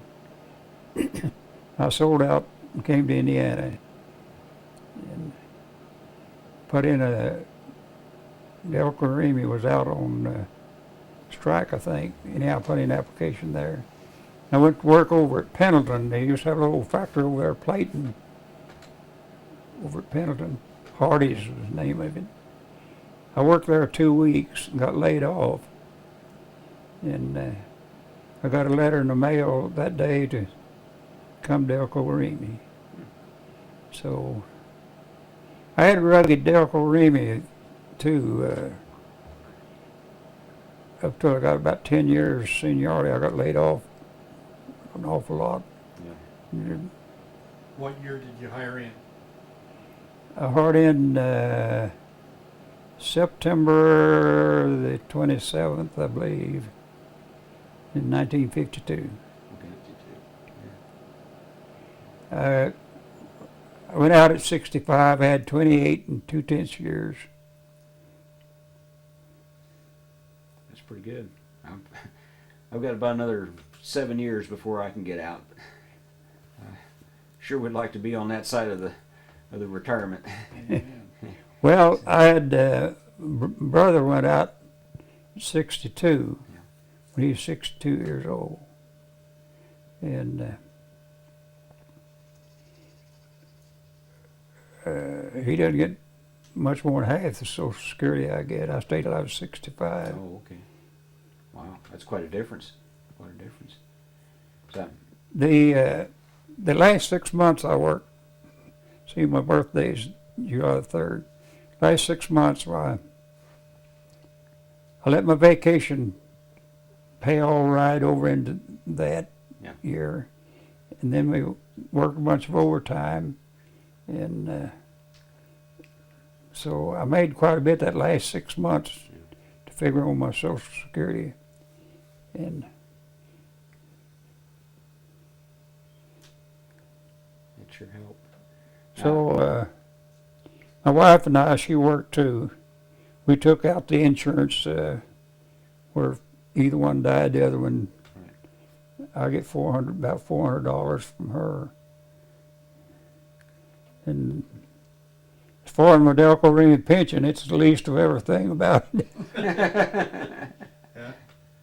Well, now I know you got 4 kids. Tell me about them, and their names, and a little bit about them. Well, the oldest, Donald, he wasn't hiring anybody at the time. He put in an application. I said, go over and put your application in. I said, when you put down there what you want to do, I said, don't make it look too bad on yourself. I said, put down there general production or something.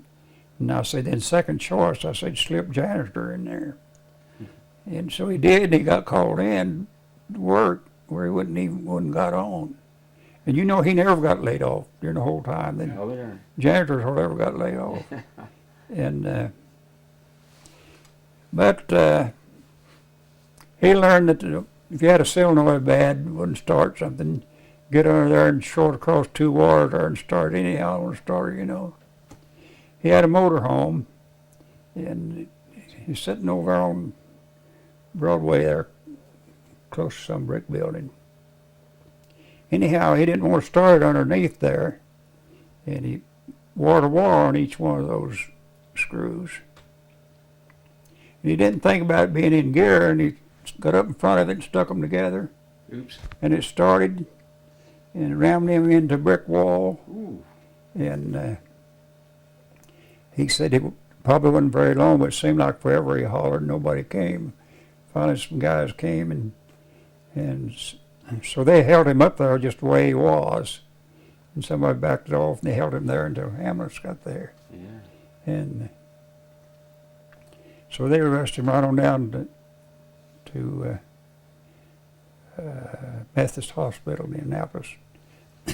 Completely crushed that knee,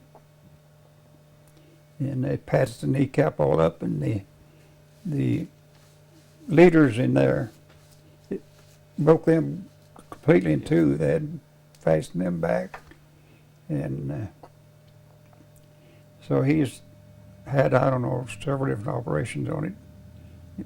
Finally got out on disability, and so that's the story on him. Ouch. He's got sugar diabetes now. He's pretty bad health. And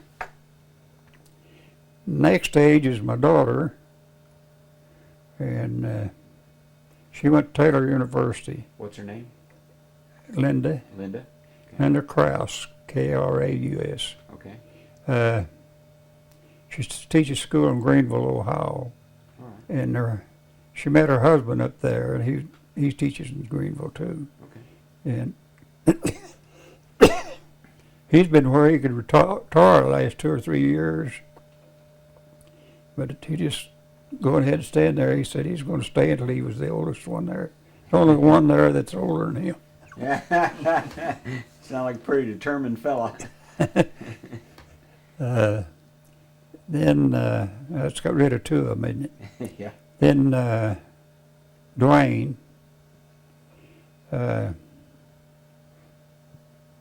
he can study the Brooklyn Bridge if it's still there. That's all he done is sell auto parts. And he went in off the streets over at St. Louis. This place was selling wholesale Toyota parts, mostly body parts. They had two older men that was just going out the distance they could drive in a day. He went in there and told that guy what all he could do, how much money he could make him so. And he said, well, it sounds like money in the bank to me, and he hired him. Yeah. Well, he took that nationwide, and he flew all around all over the country and so on. And one day his secretary said, Dwayne, she said, you haven't got one bit of credit for any of this thing you've done. Said, your boss took credit for everything. So he bounced him about it. He admitted it. He said, well, you got the name of all the customers and everything. Said, you can take it and walk and make it hard. But he was getting about ready to retire. And he retired. The new guy that took his place, well, he put Dwayne back on the parts counter. And the guys on the parts counter wasn't making a third of the money Dwayne been making. And they were cutting back and laying off. And of course, he didn't belong to the union or nothing. He saw his days was numbered, so he just quit on his own. And so he and some other guy talked about trying to start a business, but they never did. He went to Houston, Texas, and Hardy in a place down there. But he'd got on dope and alcohol and become an alcoholic and so on. So he went to Alcohol Anonymous, and if he's telling the story straight, well, he didn't drink any in 2 or 3 years, and he doesn't make more than half the money down there he made, but he said he's getting along just as well as he did when he was making more in St. Louis. What times you do. Well, I hope he stays with the program. I have several friends that are in AA. And But he's just a natural born salesman. He can sell you anything. If he'd went to school and got a degree in marketing or something, he could have went places. So you got one more.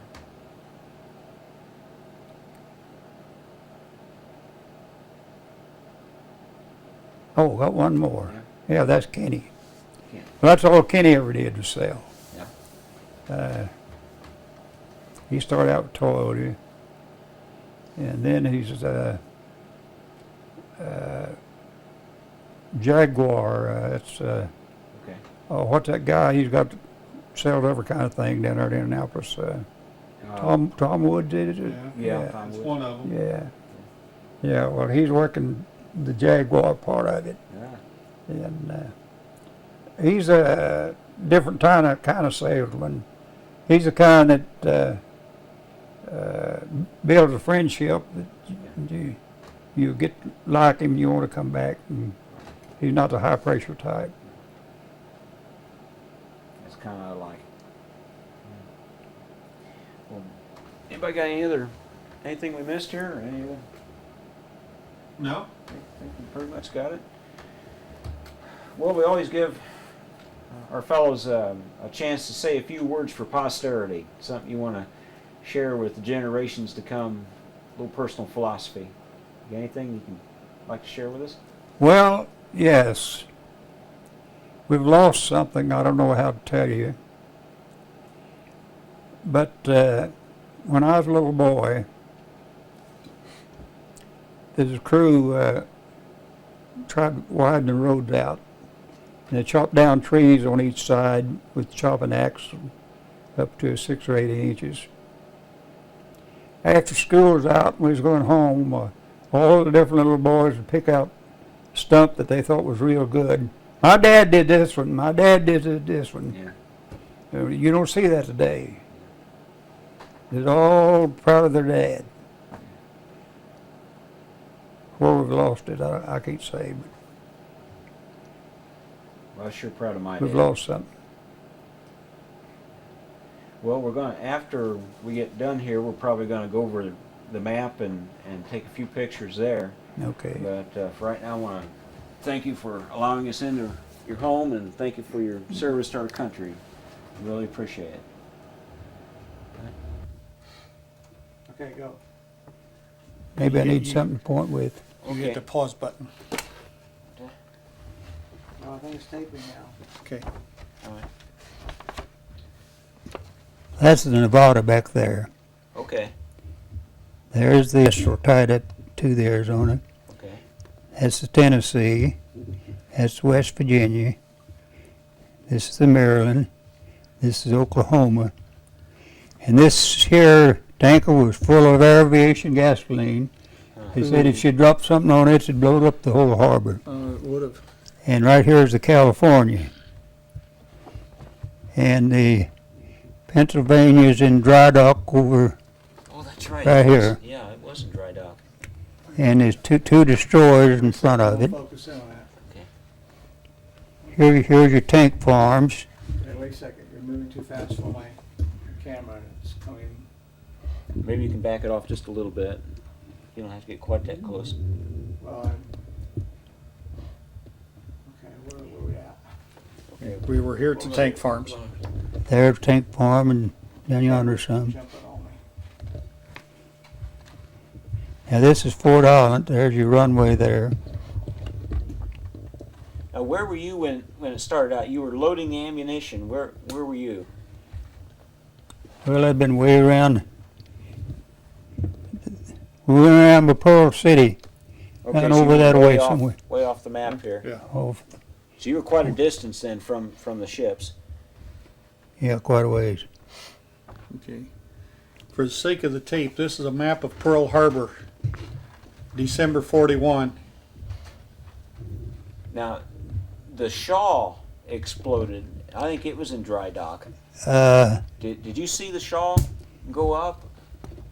I'm not sure exactly when it went, but Let's see.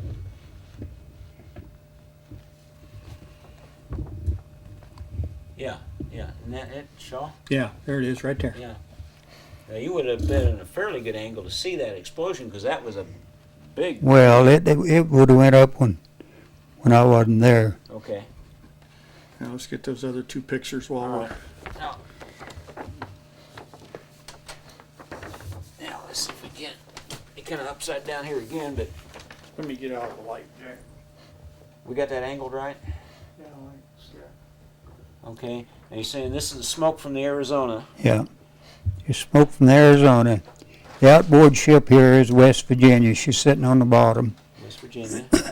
And the inboard ship there is the Tennessee. So that's where you were, on the Tennessee. Mhm. And I can't quite make this out. What is this, another ship here? Or is that the Tennessee? Yeah, turn around and look a minute. Okay. Okay. Click back up here a little better. There, that's better. You see this thing here at the back part of the West Virginia? Okay. Then you got the same thing over here. This is Tennessee you're seeing there. I see it. I see it now. Yeah. Oh. And so you would have been. Is that the bow or the stern? I can't. Well, get this is the stern. Okay, it'd be the stern. So you were in this general area, weren't you? But back here was where I would stood with water hose. Rather. Okay. Okay. All right. Let's see what this other one here is.